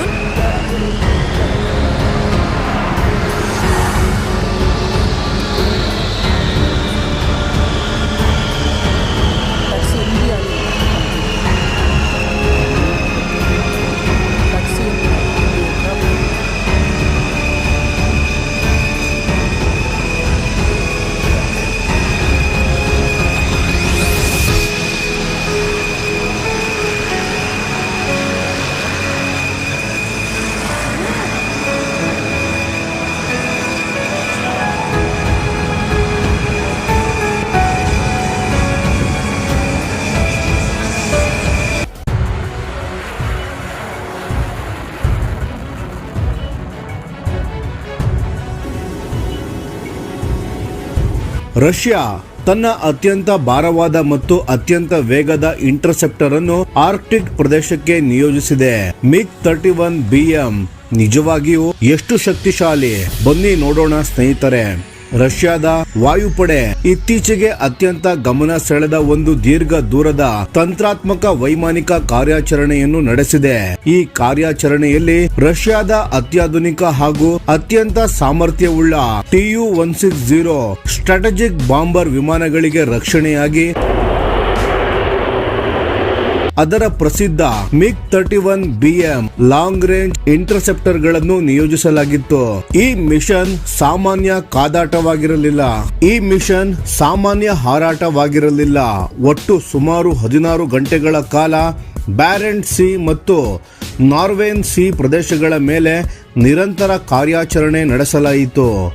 ಇದರ ವೇಳೆ ಗಗನದಲ್ಲೇ ಏರ್ ಟು ಏರ್ ರಿಫ್ಯೂಯಲಿಂಗ್ ಮೂಲಕ ಇಂಧನ ತುಂಬಿಸಿಕೊಂಡು ಕಾರ್ಯಾಚರಣೆಯ ಅವಧಿಯನ್ನು ವಿಸ್ತರಿಸಲಾಯಿತು. ಈ ಕಾರ್ಯಾಚರಣೆ ರಷ್ಯಾದ ಲಾಂಗ್ ರೇಂಜ್ ಏವಿಯೇಷನ್ ಸಾಮರ್ಥ್ಯವನ್ನು ಮಾತ್ರವಲ್ಲ, ಉತ್ತರ ಯುರೋಪ್ ಪ್ರದೇಶದ ಸಮೀಪ ದೀರ್ಘಕಾಲದ ವೈಮಾನಿಕ ನಿಯೋಜನೆಗಳನ್ನು ನಿರ್ವಹಿಸುವ ಸಾಮರ್ಥ್ಯವನ್ನು ಪ್ರದರ್ಶಿಸಿತು. ಈ ವಿಮಾನಗಳು ಅಂತಾರಾಷ್ಟ್ರೀಯ ವಾಯು ಪ್ರದೇಶದಲ್ಲೇ ಉಳಿದಿದ್ದರೂ ನ್ಯಾಟೋ ಸದಸ್ಯ ರಾಷ್ಟ್ರಗಳ ಯುದ್ಧ ವಿಮಾನಗಳು ಈ ಸಂಪೂರ್ಣ ಕಾರ್ಯಾಚರಣೆಯನ್ನು ಸಮೀಪದಿಂದ ಗಮನಿಸಿದವು. ಈ ಕಾರ್ಯಾಚರಣೆಯ ಹಿಂದೆ ಕೇವಲ ತರಬೇತಿಯ ಉದ್ದೇಶ ಇರಲಿಲ್ಲ. ಇದೊಂದು ಸ್ಪಷ್ಟವಾದ ಸ್ಟ್ರಾಟಜಿಕ್ ಸಿಗ್ನಲಿಂಗ್ ಕೂಡ ಆಗಿತ್ತು. ಒಂದೆಡೆ TU-160 ಬಾಂಬರ್ಗಳು ದೀರ್ಘ ದೂರದ ಸ್ಟ್ರೈಕ್ ಮಿಷನ್ಗಳ ಅಭ್ಯಾಸವನ್ನು ನಡೆಸುತ್ತಿದ್ದರೆ, ಇನ್ನೊಂದೆಡೆ ಟ್ಯಾಂಕರ್ ವಿಮಾನಗಳು ಅವುಗಳ ಕಾರ್ಯಾಚರಣೆಯ ವ್ಯಾಪ್ತಿಯನ್ನು ಹೆಚ್ಚಿಸುತ್ತಿದ್ದವು. ಈ ನಡುವೆ MiG-31BM ಇಂಟರ್ಸೆಪ್ಟರ್ಗಳು ರಕ್ಷಣಾ ಕವಚವಾಗಿ ಕಾರ್ಯನಿರ್ವಹಿಸುತ್ತಿದ್ದವು. ಇತ್ತೀಚಿನ ವರ್ಷಗಳಲ್ಲಿ ಆರ್ಕಟಿಕ್ ಪ್ರದೇಶದ ಮಹತ್ವ ವೇಗವಾಗಿ ಹೆಚ್ಚಾಗಿದೆ. ಯಾಕೆಂದರೆ ನ್ಯಾಟೋ ತನ್ನ ಉತ್ತರ ಯುರೋಪಿನ ಸೈನಿಕ ಹಾಜರಾತಿಯನ್ನು ಹೆಚ್ಚಿಸಿರುವ ಹಿನ್ನೆಲೆಯಲ್ಲಿ ಬ್ಯಾರೆಂಟ್ಸ್ ಸಿ ಮತ್ತು ನಾರ್ವೆನ್ ಸಿ ಪ್ರದೇಶಗಳು ಈಗ ಎರಡೂ ಬದಿಗಳ ನಿರಂತರ ವೈಮಾನಿಕ ನಿಗಾ ಪ್ರದೇಶಗಳಾಗಿವೆ. ಇಲ್ಲಿಯೇ MiG-31 ವಿಮಾನಗಳ ನಿಜವಾದ ಪಾತ್ರ ಕಾಣಿಸುತ್ತದೆ. ಈ ವಿಮಾನವನ್ನು ಆರಂಭದಲ್ಲೇ ರಷ್ಯಾದ ಅತ್ಯಂತ ದೂರದ ಉತ್ತರ ಭಾಗಗಳಲ್ಲಿ ದೀರ್ಘ ದೂರದ ವೈಮಾನಿಕ ಕಾರ್ಯಾಚರಣೆಗಳಿಗೆ ವಿನ್ಯಾಸಗೊಳಿಸಲಾಗಿತ್ತು. MiG-31ನ ಅತ್ಯಂತ ದೊಡ್ಡ ಶಕ್ತಿ ಎಂದರೆ ಅದರ ಅಸಾಧಾರಣ ವೇಗ ಮತ್ತು ಅಪಾರ ವ್ಯಾಪ್ತಿ. ಈ ವಿಮಾನ ಸುಮಾರು ಮ್ಯಾಕ್ 2.3ರ ವೇಗದಲ್ಲಿ ದೀರ್ಘಕಾಲ ಹಾರಾಟ ನಡೆಸುವ ಸಾಮರ್ಥ್ಯ ಹೊಂದಿದೆ. ಅದರ ಜೊತೆಗೆ ಇದರಲ್ಲಿ ಅಳವಡಿಸಿರುವ N007 ರೆಡಾರ್ ವಿಶ್ವದ ಟ್ಯಾಕ್ಟಿಕಲ್ ಕಂಬ್ಯಾಟ್ ಏರ್ಕ್ರಾಫ್ಟ್ಗಳಲ್ಲಿ ಅಳವಡಿಸಲಾದ ಅತಿ ದೊಡ್ಡ ರೆಡಾರ್ ಎಂದು ಪರಿಗಣಿಸಲಾಗಿದೆ. ಪಾಶ್ಚಾತ್ಯ ಯುದ್ಧ ವಿಮಾನಗಳಲ್ಲಿ ಬಳಸುವ ದೊಡ್ಡ ರೆಡಾರ್ಗಳಿಗಿಂತಲೂ ಇದು ಹಲವಾರು ಪಟ್ಟು ದೊಡ್ಡದು ಎಂದು ಹೇಳಲಾಗುತ್ತದೆ. ಈ ಕಾರಣದಿಂದ MiG-31 ಮೊದಲ ಬಾರಿಗೆ ಸೇವೆಗೆ ಸೇರಿದ ಸಮಯದಲ್ಲಿ ಅದರ ಸಿಚುವೇಶನಲ್ ಅವೇರ್ನೆಸ್ ಮತ್ತು ಲಾಂಗ್ ರೇಂಜ್ ಏರ್ ಡಿಫೆನ್ಸ್ ಸಾಮರ್ಥ್ಯಗಳಿಗೆ ಸಮಾನವಾದ ಯಾವುದೇ ಯುದ್ಧ ವಿಮಾನ ಇರಲಿಲ್ಲ. ಇತ್ತೀಚಿನ ಉಕ್ರೇನ್ ಯುದ್ಧದಲ್ಲಿಯೂ MiG-31BM ತನ್ನ ಸಾಮರ್ಥ್ಯವನ್ನು ತೋರಿಸಿದೆ. ಇದರಲ್ಲಿ ಅಳವಡಿಸಿರುವ ಬಲಿಷ್ಠ ರೆಡಾರ್ ಕಾರಣದಿಂದ ನೆಲದ ರೆಡಾರ್ ಅಥವಾ ಎವಾಕ್ಸ್ ಬೆಂಬಲವಿಲ್ಲದೆ ದೂರದ ಗುರಿಗಳನ್ನು ಪತ್ತೆ ಮಾಡಿ ದಾಳಿ ನಡೆಸುವ ಸಾಮರ್ಥ್ಯ ಹೊಂದಿದೆ. ವಿಶೇಷವಾಗಿ ಇದರ ಪ್ರಮುಖ ಆಯುಧವಾದ R-37M air to air missile ಸುಮಾರು 400 ಕಿಲೋಮೀಟರ್ ವ್ಯಾಪ್ತಿಯಲ್ಲಿ ಗುರಿಯನ್ನು ಹೊಡೆಯಬಲ್ಲದು ಎಂದು ಹೇಳಲಾಗುತ್ತದೆ. ಈ ಕ್ಷಿಪಣಿ ಅತ್ಯುನ್ನತ ಎತ್ತರ ಮತ್ತು ವೇಗದಿಂದ ಉಡಾಯಿಸಿದಾಗ ಸುಮಾರು ಮ್ಯಾಕ್ 6ರ ವೇಗ ತಲುಪುವ ಸಾಮರ್ಥ್ಯ ಹೊಂದಿದೆ. ಇದರ ಇನ್ನೊಂದು ವಿಶೇಷತೆ ಏನೆಂದರೆ MiG-31 ಹೆಚ್ಚಿನ ಎತ್ತರ ಮತ್ತು ಹೆಚ್ಚಿನ ವೇಗದಲ್ಲಿ ಕಾರ್ಯನಿರ್ವಹಿಸುವುದರಿಂದ ಅದರಿಂದ ಉಡಾಯಿಸಲಾದ ಕ್ಷಿಪಣಿಗಳಿಗೆ ಹೆಚ್ಚುವರಿ ಶಕ್ತಿ ದೊರೆಯುತ್ತದೆ. ಅದೇ ಕ್ಷಿಪಣಿಯನ್ನು ಬೇರೆ ಯುದ್ಧ ವಿಮಾನಗಳಿಂದ ಹಾರಿಸಿದರೆ ಅದೇ ಮಟ್ಟದ ಕಾರ್ಯಕ್ಷಮತೆ ಸಿಗುವುದಿಲ್ಲ. ರಷ್ಯಾದ ಪ್ರಕಾರ ಇದರ ರೆಡಾರ್ ಶಕ್ತಿಯ ಕಾರಣದಿಂದ ಶತ್ರುಗಳ ಎಲೆಕ್ಟ್ರಾನಿಕ್ ವಾರ್ಫೇರ್ ಕೌಂಟರ್ ಮೆಜರ್ಸ್ಗಳನ್ನು ಮೀರಿ ಗುರಿ ಪತ್ತೆ ಹಚ್ಚುವ ಸಾಮರ್ಥ್ಯ ಇದಕ್ಕಿದೆ. ಆದ್ದರಿಂದ MiG-31BM ಅನ್ನು ರಷ್ಯಾದ ಅತ್ಯಂತ ಪರಿಣಾಮಕಾರಿ ಏರ್ ಟು ಏರ್ ಕಂಬ್ಯಾಟ್ ವೇದಿಕೆಗಳಲ್ಲಿ ಒಂದೆಂದು ಪರಿಗಣಿಸಲಾಗುತ್ತದೆ. ಈ ಸಾಮರ್ಥ್ಯದಲ್ಲಿ ಅದಕ್ಕೆ ಸಮಾನವಾಗಿ ಉಲ್ಲೇಖವಾಗುವುದು ಕೇವಲ Su-57 5th generation fighter jet ಮಾತ್ರ. ಇದರಲ್ಲಿ ವಿಶೇಷವಾಗಿ ಟ್ಯಾಂಕರ್ ಮತ್ತು ಎವಾಕ್ಸ್ ರೀತಿಯ ಹೈ ವ್ಯಾಲ್ಯೂ ಸಪೋರ್ಟ್ ಏರ್ಕ್ರಾಫ್ಟ್ಗಳನ್ನು ಬಹಳ ದೂರದಿಂದಲೇ ಬೆದರಿಸುವ ಸಾಮರ್ಥ್ಯ ನ್ಯಾಟೋಗೆ ದೊಡ್ಡ ಸವಾಲು ಎಂದು ಪರಿಗಣಿಸಲಾಗುತ್ತದೆ. ಇದಕ್ಕೂ ಮುಂಚೆ ಮಾರ್ಚ್ 26ರಂದು ಕೂಡ ರಷ್ಯಾದ MiG-31 ವಿಮಾನಗಳು ಅಮೆರಿಕಾದ B-1B ಸ್ಟ್ರಾಟಜಿಕ್ ಬಾಂಬರ್ಸ್ಗಳನ್ನು ಬ್ಯಾರೆಂಟ್ಸ್ ಸಿ ಪ್ರದೇಶದಲ್ಲಿ ಗುರುತಿಸಿ ಅವುಗಳ ಚಲನವಲನವನ್ನು ಗಮನಿಸಿದ್ದವು. ರಷ್ಯಾದ ರಕ್ಷಣಾ ಸಚಿವಾಲಯದ ಪ್ರಕಾರ ತಮ್ಮ ವಾಯು ಪ್ರದೇಶದ ಸಮೀಪ ಅನುಮಾನಾಸ್ಪದ ಗುರಿಗಳು ಕಾಣಿಸಿಕೊಂಡ ನಂತರ ಕರ್ತವ್ಯದಲ್ಲಿದ್ದ MiG-31 ಅನ್ನು ತುರ್ತಾಗಿ ಹಾರಿಸಲಾಯಿತು. ನಂತರ ಅವು ಅಮೆರಿಕಾದ 2 B-1B ಬಾಂಬರ್ಗಳಾಗಿರುವುದು ದೃಢಪಟ್ಟಿತು. ಈ ಪ್ರದೇಶದಲ್ಲಿ ಕಾರ್ಯನಿರ್ವಹಿಸುವ MiG-31ಗಳು ಮುಖ್ಯವಾಗಿ ರಷ್ಯಾದ ನಾರ್ಥರ್ನ್ ಫ್ಲೀಟ್ ಅಧೀನದಲ್ಲಿದ್ದು ಅಲ್ಲಿ ಏರ್ ಟು ಏರ್ ಕಾರ್ಯಾಚರಣೆಗೆ ನಿಯೋಜಿತ ಪ್ರಮುಖ ಯುದ್ಧ ವಿಮಾನಗಳಾಗಿವೆ. ವಿಶೇಷವಾಗಿ ರಷ್ಯಾದ ತಂತ್ರಾತ್ಮಕ ಅಣು ಜಲಂತರ್ಗಾಮಿ ನೆಲೆಗಳ ಸುತ್ತಮುತ್ತ ಪಾಶ್ಚಾತ್ಯ ದೇಶಗಳ ನಿಗಾ ಚಟುವಟಿಕೆಗಳು ಹೆಚ್ಚಿರುವುದರಿಂದ ಇಂತಹ ಘಟನೆಗಳು ಆಗಾಗ ಸಂಭವಿಸುತ್ತಿವೆ. ಒಟ್ಟಿನಲ್ಲಿ ನೋಡಿದರೆ MiG-31BM ಕೇವಲ ಒಂದು ಯುದ್ಧ ವಿಮಾನವಲ್ಲ, ಅದು ರಷ್ಯಾದ ದೂರದ ಗಗನ ರಕ್ಷಣಾ ತಂತ್ರದ ಪ್ರಮುಖ ಅಸ್ತ್ರ. ಅತ್ಯಂತ ದೊಡ್ಡ ರೆಡಾರ್, ಅತಿ ವೇಗ, ದೀರ್ಘ ವ್ಯಾಪ್ತಿ ಮತ್ತು ಶಕ್ತಿಶಾಲಿ ಕ್ಷಿಪಣಿಗಳ ಸಂಯೋಜನೆಯಿಂದ ಇಂದಿಗೂ ವಿಶ್ವದ ಅತ್ಯಂತ ಅಪಾಯಕಾರಿ ಲಾಂಗ್ ರೇಂಜ್ ಇಂಟರ್ಸೆಪ್ಟರ್ಗಳಲ್ಲಿ ಒಂದಾಗಿ ಉಳಿದಿದೆ. ಸ್ನೇಹಿತರೆ, ಈ ಬಗ್ಗೆ ನಿಮ್ಮ ಅಭಿಪ್ರಾಯ ಏನು? MiG-31BM ಇನ್ನು ವಿಶ್ವದ ಅತ್ಯಂತ ಭಯಾನಕ ಇಂಟರ್ಸೆಪ್ಟರ್ ಎಂದು ನೀವು ಭಾವಿಸುತ್ತೀರಾ? ದಯವಿಟ್ಟು ಕಾಮೆಂಟ್ನಲ್ಲಿ ತಿಳಿಸಿ. ಧನ್ಯವಾದಗಳು.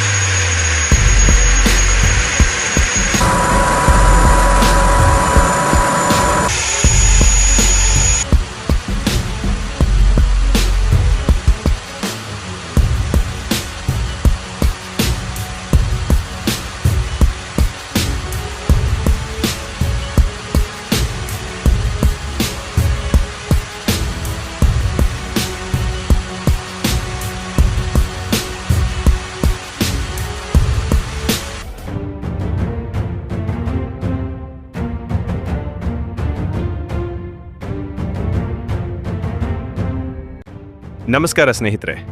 ಭಾರತದ ಸ್ವದೇಶಿ ಯುದ್ಧ ವಿಮಾನ HAL ತೇಜಸ್ MK-1A ಈಗ ಮತ್ತೊಂದು ಮಹತ್ವದ ಸಾಮರ್ಥ್ಯವನ್ನು ಪಡೆಯಲು ಸಿದ್ಧವಾಗುತ್ತಿದೆ.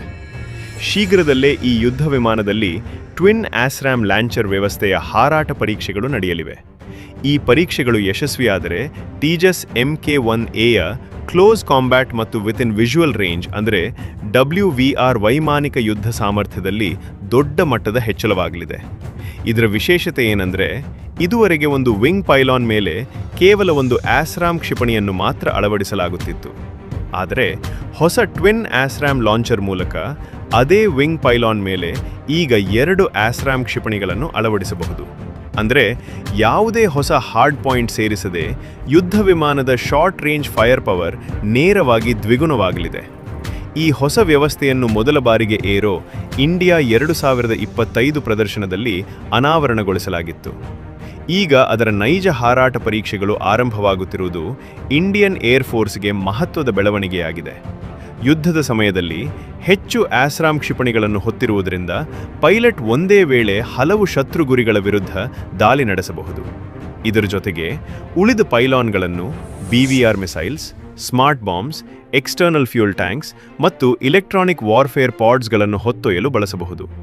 ಇದರಿಂದ ತೇಜಸ್ MK-1A ಒಂದೇ ಕಾರ್ಯಾಚರಣೆಯಲ್ಲಿ ಹೆಚ್ಚು ಶಸ್ತ್ರಾಸ್ತ್ರಗಳನ್ನು ಬಳಸುವ ಸಾಮರ್ಥ್ಯ ಪಡೆಯುತ್ತದೆ. ಈಗ ಆಸ್ರಾಮ್ ಕ್ಷಿಪಣಿಯ ಬಗ್ಗೆ ತಿಳಿಯೋಣ. ಇದನ್ನು ಬ್ರಿಟನ್ನ MBDAUK ಕಂಪನಿ ಅಭಿವೃದ್ಧಿಪಡಿಸಿದೆ. ಇದು ವಿಶ್ವದ ಅತ್ಯಾಧುನಿಕ short range air to air ಮಿಸೈಲ್ಸ್ಗಳಲ್ಲಿ ಒಂದಾಗಿದೆ. ಈ ಕ್ಷಿಪಣಿಯಲ್ಲಿ ಅತ್ಯಾಧುನಿಕ ಇಮೇಜಿಂಗ್ ಇನ್ಫ್ರಾರೆಡ್ ಅಂದರೆ IIR ಸೀಕರ್ ಅಳವಡಿಸಲಾಗಿದೆ. ಇದರ ಮೂಲಕ ಶತ್ರು ಯುದ್ಧ ವಿಮಾನವನ್ನು ಅತ್ಯಂತ ನಿಖರವಾಗಿ ಗುರುತಿಸಿ ನಿರಂತರವಾಗಿ ಹಿಂಬಾಲಿಸಬಹುದು. ಇದರ ಜೊತೆಗೆ ಈ ಕ್ಷಿಪಣಿ helmet mounted display and site ಅಂದರೆ HMDS ವ್ಯವಸ್ಥೆಯೊಂದಿಗೆ ಕಾರ್ಯನಿರ್ವಹಿಸುತ್ತದೆ.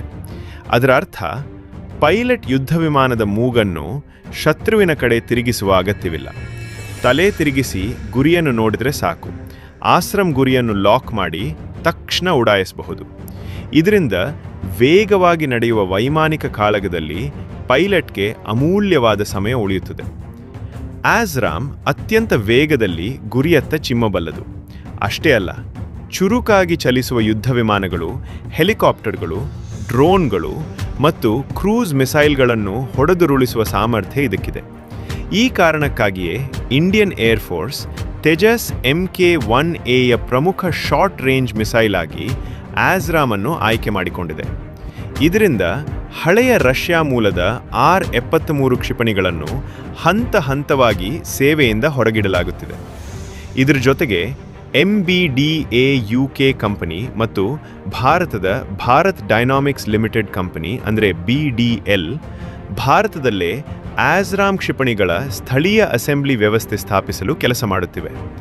ಮತ್ತೊಂದೆಡೆ HAL ಸಂಸ್ಥೆ ಸೆಪ್ಟೆಂಬರ್ 2026ರಿಂದ ಮೊದಲ ಬ್ಯಾಚ್ ತೇಜಸ್ MK-1A ಯುದ್ಧ ವಿಮಾನಗಳನ್ನು ಇಂಡಿಯನ್ ಏರ್ ಫೋರ್ಸ್ಗೆ ಹಸ್ತಾಂತರಿಸಲು ಸಿದ್ಧತೆ ನಡೆಸುತ್ತಿದೆ. ಒಟ್ಟಾರೆ ಟ್ವಿನ್ ಆಸ್ರಾಮ್ ಲಾಂಚರ್ ಯಶಸ್ವಿಯಾದರೆ ತೇಜಸ್ MK-1A ಇನ್ನಷ್ಟು ಮಾರಕ, ಇನ್ನಷ್ಟು ಸಾಮರ್ಥ್ಯಶಾಲಿ ಮತ್ತು ಅತ್ಯಾಧುನಿಕ ಸ್ವದೇಶಿ ಯುದ್ಧ ವಿಮಾನವಾಗಿ ಹೊರಹೊಮ್ಮಲಿದೆ. ಭಾರತದ ರಕ್ಷಣಾ ಕ್ಷೇತ್ರಕ್ಕೆ ಇದು ಮತ್ತೊಂದು ಐತಿಹಾಸಿಕ ಸಾಧನೆಯಾಗುವ ಸಾಧ್ಯತೆ ಇದೆ.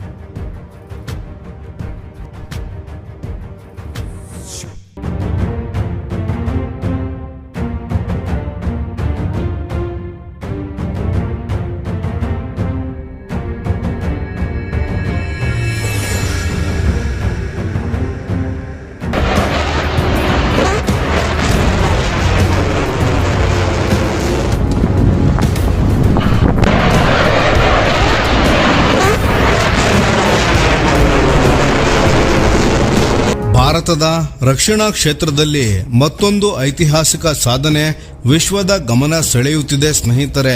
ಹಲವು ವರ್ಷಗಳಿಂದ ಅತ್ಯಾಧುನಿಕ ಸೂಪರ್ಸಾನಿಕ್ ಕ್ರೂಸ್ ಮಿಸೈಲ್ ಎಂದು ಹೆಸರು ಮಾಡಿದ ನಮ್ಮ ಬ್ರಹ್ಮೋಸ್ ಕ್ಷಿಪಣಿ ಈಗ ಕೇವಲ ಪರೀಕ್ಷೆಗಳಲ್ಲಿ ಯಶಸ್ವಿಯಾದ ಕ್ಷಿಪಣಿ ಮಾತ್ರವಲ್ಲ, ನಿಜವಾದ ಯುದ್ಧ ಭೂಮಿಯಲ್ಲಿ ತನ್ನ ಸಾಮರ್ಥ್ಯವನ್ನು ಸಾಬೀತುಪಡಿಸಿದ ಕಂಬ್ಯಾಟ್ ಪ್ರೂವನ್ ವೆಪನ್ ಎಂಬ ಹೆಗ್ಗಳಿಕೆಯನ್ನು ಪಡೆದುಕೊಂಡಿದೆ.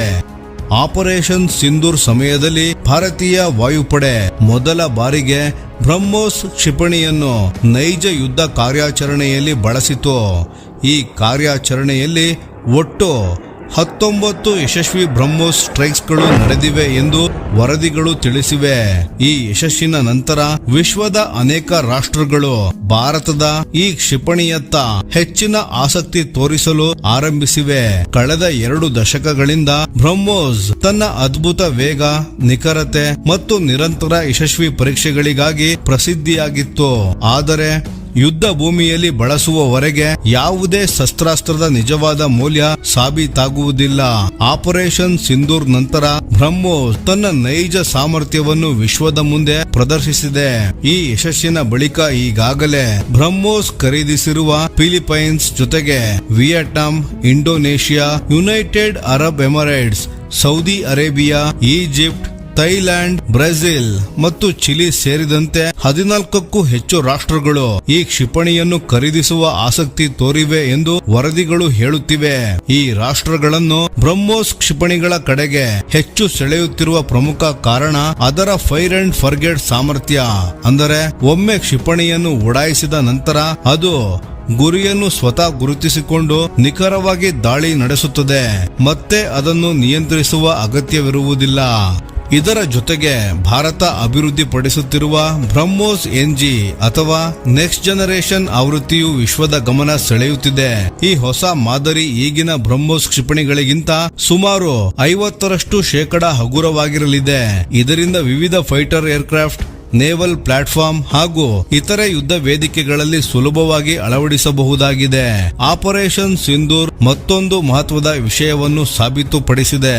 ಅದು ಭಾರತದ ಸ್ಟ್ಯಾಂಡ್ ಆಫ್ ವಾರ್ಫೇರ್ ಡಾಕ್ಟರೇನ್. ಇಂದಿನ ಯುದ್ಧಗಳಲ್ಲಿ ಶತ್ರು ಪ್ರದೇಶದ ಒಳಗೆ ಫೈಟರ್ ಜೆಟ್ಗಳನ್ನು ಕಳುಹಿಸಿ ಅಪಾಯಕ್ಕೆ ಒಳಪಡಿಸುವ ಬದಲು 100 ಕಿಲೋಮೀಟರ್ ದೂರದಿಂದಲೇ ಅತ್ಯಂತ ನಿಖರವಾಗಿ ಗುರಿಯನ್ನು ಹೊಡೆದುರುಳಿಸುವ ತಂತ್ರಕ್ಕೆ ಹೆಚ್ಚಿನ ಮಹತ್ವ ಸಿಗುತ್ತಿದೆ.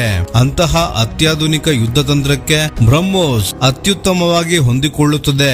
ಮ್ಯಾಕ್ 2.8 ವೇಗದಲ್ಲಿ ಸಂಚರಿಸುವ ಈ ಕ್ಷಿಪಣಿ ಶತ್ರುವಿಗೆ ಪ್ರತಿಕ್ರಿಯಿಸಲು ಬಹಳ ಕಡಿಮೆ ಸಮಯ ನೀಡುತ್ತದೆ. ಬ್ರಹ್ಮೋಸ್ ಸುಮಾರು 200ರಿಂದ 300 ಕೆಜಿಯಷ್ಟು ತೂಕದ ವಾರ್ಹೆಡ್ ಗಳನ್ನು ಹೊತ್ತುಕೊಂಡು ಹೋಗುವ ಸಾಮರ್ಥ್ಯ ಹೊಂದಿದೆ. ಇದರ ಅತ್ಯಾಧುನಿಕ ಆವೃತ್ತಿಗಳಲ್ಲಿ ಸ್ಟ್ರೈಕ್ ರೇಂಜ್ ಸುಮಾರು 450 ಕಿಲೋಮೀಟರ್ ವರೆಗೆ ವಿಸ್ತರಿಸಲಾಗಿದೆ. ಇದರ ಪರಿಣಾಮವಾಗಿ ಶತ್ರು ಪ್ರದೇಶದ ಒಳಗೆ ಪ್ರವೇಶಿಸದೆ ದೂರದಿಂದಲೇ ಅತ್ಯಂತ ಪ್ರಮುಖ ಮಿಲಿಟರಿ ಟಾರ್ಗೆಟ್ಗಳನ್ನು ನಾಶಪಡಿಸಬಹುದಾಗಿದೆ. ಆಪರೇಷನ್ ಸಿಂಧೂರ್ ನಂತರ ವಿಶ್ವದ ಅನೇಕ ರಾಷ್ಟ್ರಗಳ ರಕ್ಷಣಾ ತಜ್ಞರುಗಳು ಒಂದು ವಿಷಯವನ್ನು ಸ್ಪಷ್ಟವಾಗಿ ಹೇಳುತ್ತಿದ್ದಾರೆ. ಇಂದಿನ ಯುದ್ಧಗಳಲ್ಲಿ ಕೇವಲ ಫೈಟರ್ ಜೆಟ್ಗಳ ಸಂಖ್ಯೆ, ಯುದ್ಧ ನೌಕೆಗಳ ಸಂಖ್ಯೆ ಅಥವಾ ಟ್ಯಾಂಕರ್ಗಳ ಸಂಖ್ಯೆಯೇ ವಿಜಯವನ್ನು ನಿರ್ಧರಿಸುವುದಿಲ್ಲ. ಬದಲಾಗಿ precision guided weapons, integrated network systems ಮತ್ತು advanced stand off strike capability ಹೊಂದಿರುವ ರಾಷ್ಟ್ರಗಳೇ ಯುದ್ಧ ಭೂಮಿಯಲ್ಲಿ ಮೇಲುಗೈ ಸಾಧಿಸುತ್ತವೆ. ಇದೀಗ ಭಾರತ ವಿಶ್ವಾಸಾರ್ಹ ಡಿಫೆನ್ಸ್ ಎಕ್ಸ್ಪೋರ್ಟರ್ ಆಗಿ ಹೊರಹೊಮ್ಮುತ್ತಿದೆ. ಇತ್ತೀಚಿನ ವರದಿಗಳ ಪ್ರಕಾರ ಯುನೈಟೆಡ್ ಅರಬ್ ಎಮಿರೇಟ್ಸ್ ಜೊತೆ ಬ್ರಹ್ಮೋಸ್ ಕ್ಷಿಪಣಿಗಳ ಮಾರಾಟದ ಕುರಿತು ಮಾತುಕತೆಗಳು ನಡೆಯುತ್ತಿವೆ. ಈ ಒಪ್ಪಂದ ಯಶಸ್ವಿಯಾದರೆ ಗಲ್ಫ್ ಪ್ರದೇಶಕ್ಕೆ ಬ್ರಹ್ಮೋಸ್ ಕ್ಷಿಪಣಿ ಪ್ರವೇಶಿಸುವ ಮೊದಲ ಘಟನೆ ಆಗಲಿದೆ. ಇದರ ಜೊತೆಗೆ UAE ಭಾರತ ಅಭಿವೃದ್ಧಿಪಡಿಸಿರುವ ಆಕಾಶ್ ತೀರ್ air defence command and control systems ಗಳನ್ನು ಖರೀದಿಸುವ ಬಗ್ಗೆಯೂ ಪ್ರಾಥಮಿಕ ಹಂತದ ಚರ್ಚೆ ನಡೆಸುತ್ತಿದೆ.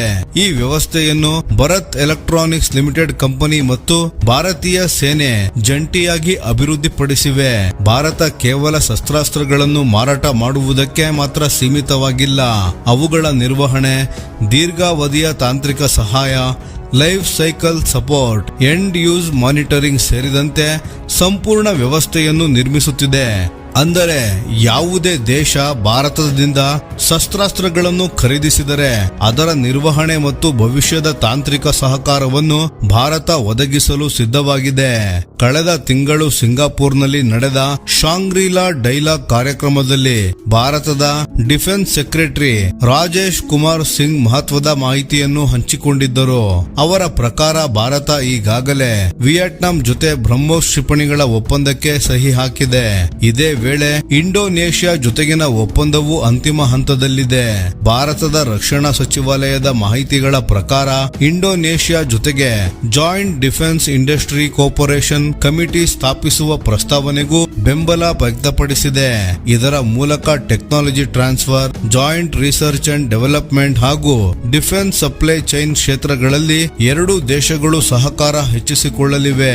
ರಕ್ಷಣಾ ತಜ್ಞರುಗಳು ಮತ್ತೊಂದು ಕುತೂಹಲಕಾರಿ ಸಂಗತಿಯನ್ನು ಗಮನಿಸಿದ್ದಾರೆ ಸ್ನೇಹಿತರೆ.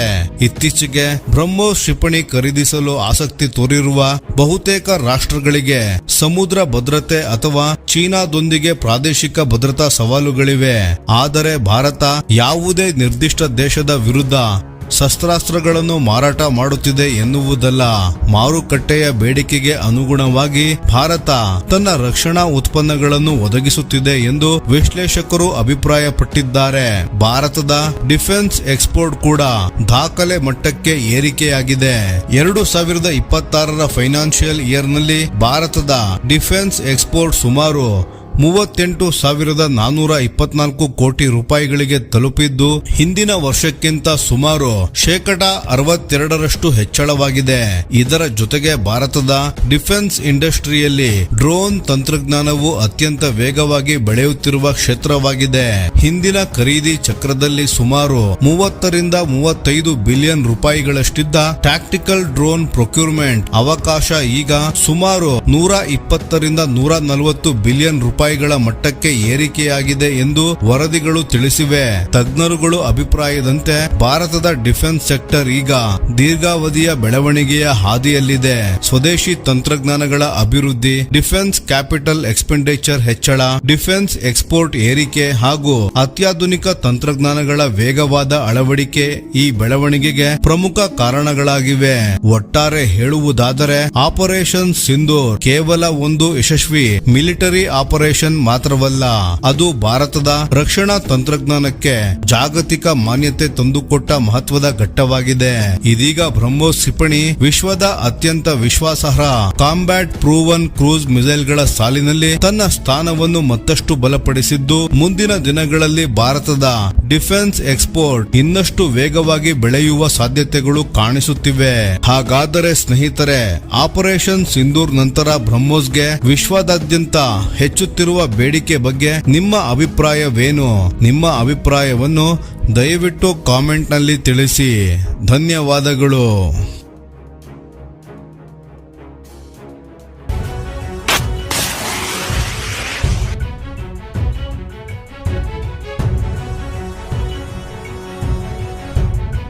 ಭಾರತೀಯ ಸೇನೆಯ ಸಾಮರ್ಥ್ಯವನ್ನು ಮತ್ತೊಂದು ಹಂತಕ್ಕೆ ಕೊಂಡೊಯ್ಯುವ ಅತ್ಯಂತ ಮಹತ್ವದ ಬೆಳವಣಿಗೆಯೊಂದು ಶೀಘ್ರದಲ್ಲೇ ನಡೆಯುವ ಸಾಧ್ಯತೆ ಇದೆ.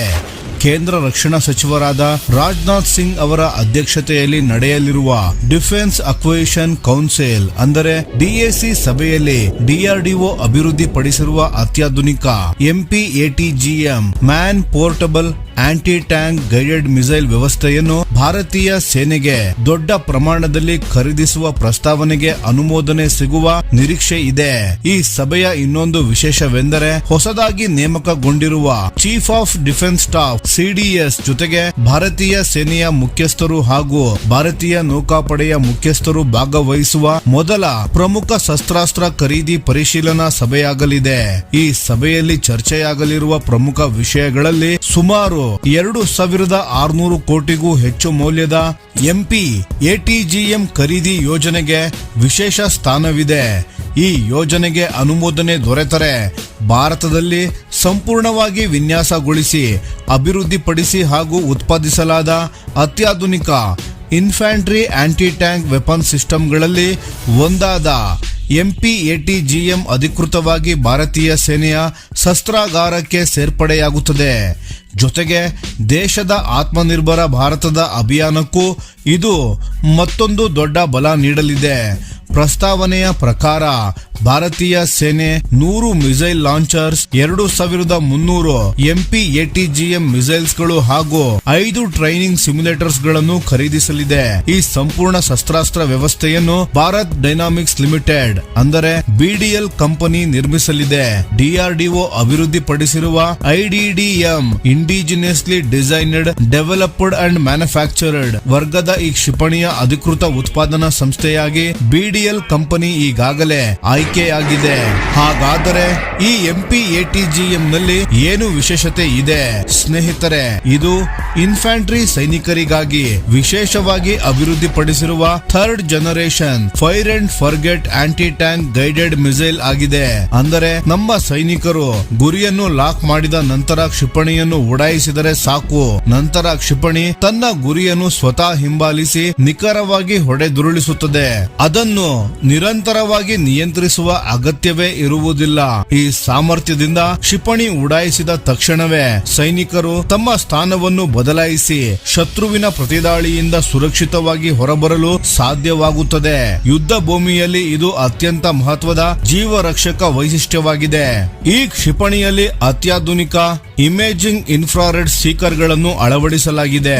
ಈ ತಂತ್ರಜ್ಞಾನವು ಉಡಾವಣೆಗೆ ಮುನ್ನವೇ ಗುರಿಯನ್ನು ನಿಖರವಾಗಿ ಗುರುತಿಸಿ ಲಾಕ್ ಮಾಡುತ್ತದೆ. ನಂತರ ಕ್ಷಿಪಣಿಯು ಸಂಪೂರ್ಣ ಸ್ವಯಂಚಾಲಿತವಾಗಿ ತನ್ನ ಗುರಿಯತ್ತ ಚಲಿಸಿ ಯಾವುದೇ ಹೆಚ್ಚುವರಿ ಮಾನವರ ನಿಯಂತ್ರಣವಿಲ್ಲದೆ ತನ್ನ ದಾಳಿಯನ್ನು ಸಂಪೂರ್ಣಗೊಳಿಸುತ್ತದೆ.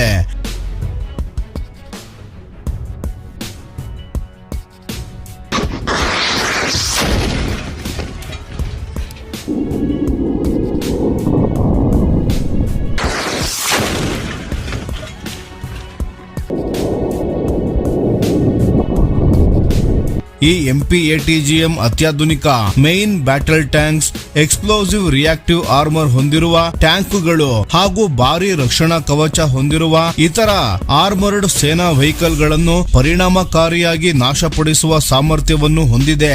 ಕಳೆದ ಹಲವು ವರ್ಷಗಳಿಂದ ಈ ಕ್ಷಿಪಣಿಯ ಮೇಲೆ ಅನೇಕ ಡೆವಲಪ್ಮೆಂಟ್ ಟ್ರಯಲ್ಸ್ ಹಾಗೂ ಯೂಸರ್ ಟ್ರಯಲ್ಸ್ ಗಳು ನಡೆಸಲಾಗಿದೆ.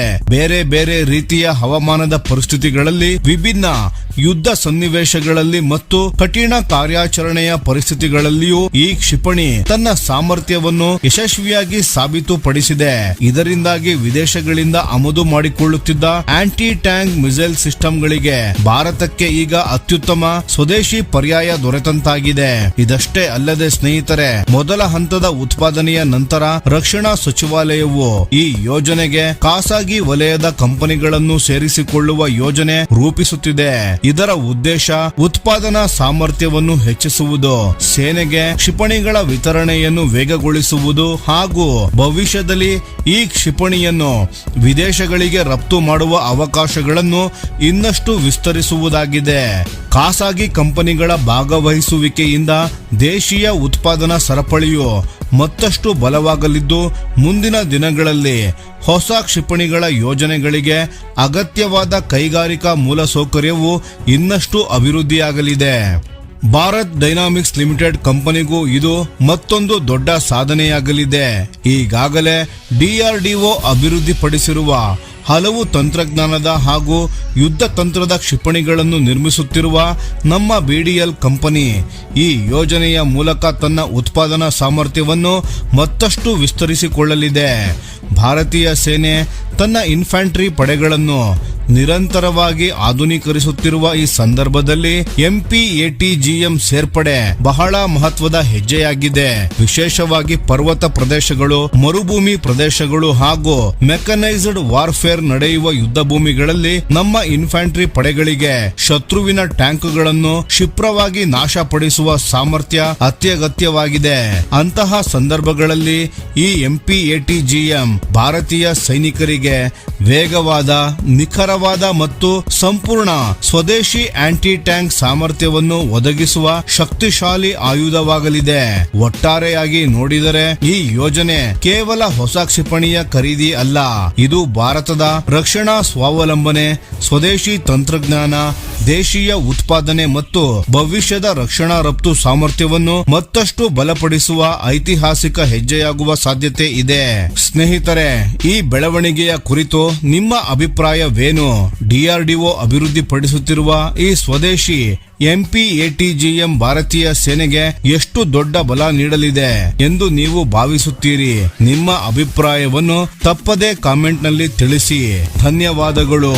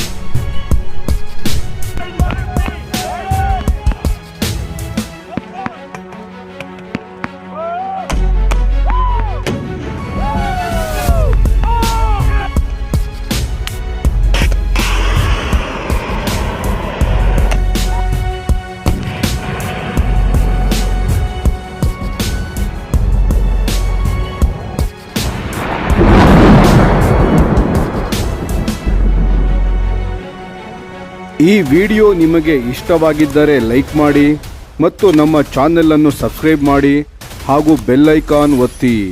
ಯಾವ ಅಪ್ಡೇಟ್ಗೂ ಮಿಸ್ ಆಗಬೇಡಿ. ಡಿಫೆನ್ಸ್ ಸುದ್ದಿಗಳನ್ನು ತ್ವರಿತವಾಗಿ ಪಡೆಯಿರಿ. ನಿಮ್ಮ ಬೆಂಬಲವೇ ನಮ್ಮ ಶಕ್ತಿ. ಭಾರತ ಬಲಿಷ್ಠವಾಗಲಿ ಎಂದು ಆಶಿಸುತ್ತಾ ಭಾರತ ಮಾತೆಗೆ ಜೈ. ಧನ್ಯವಾದಗಳು.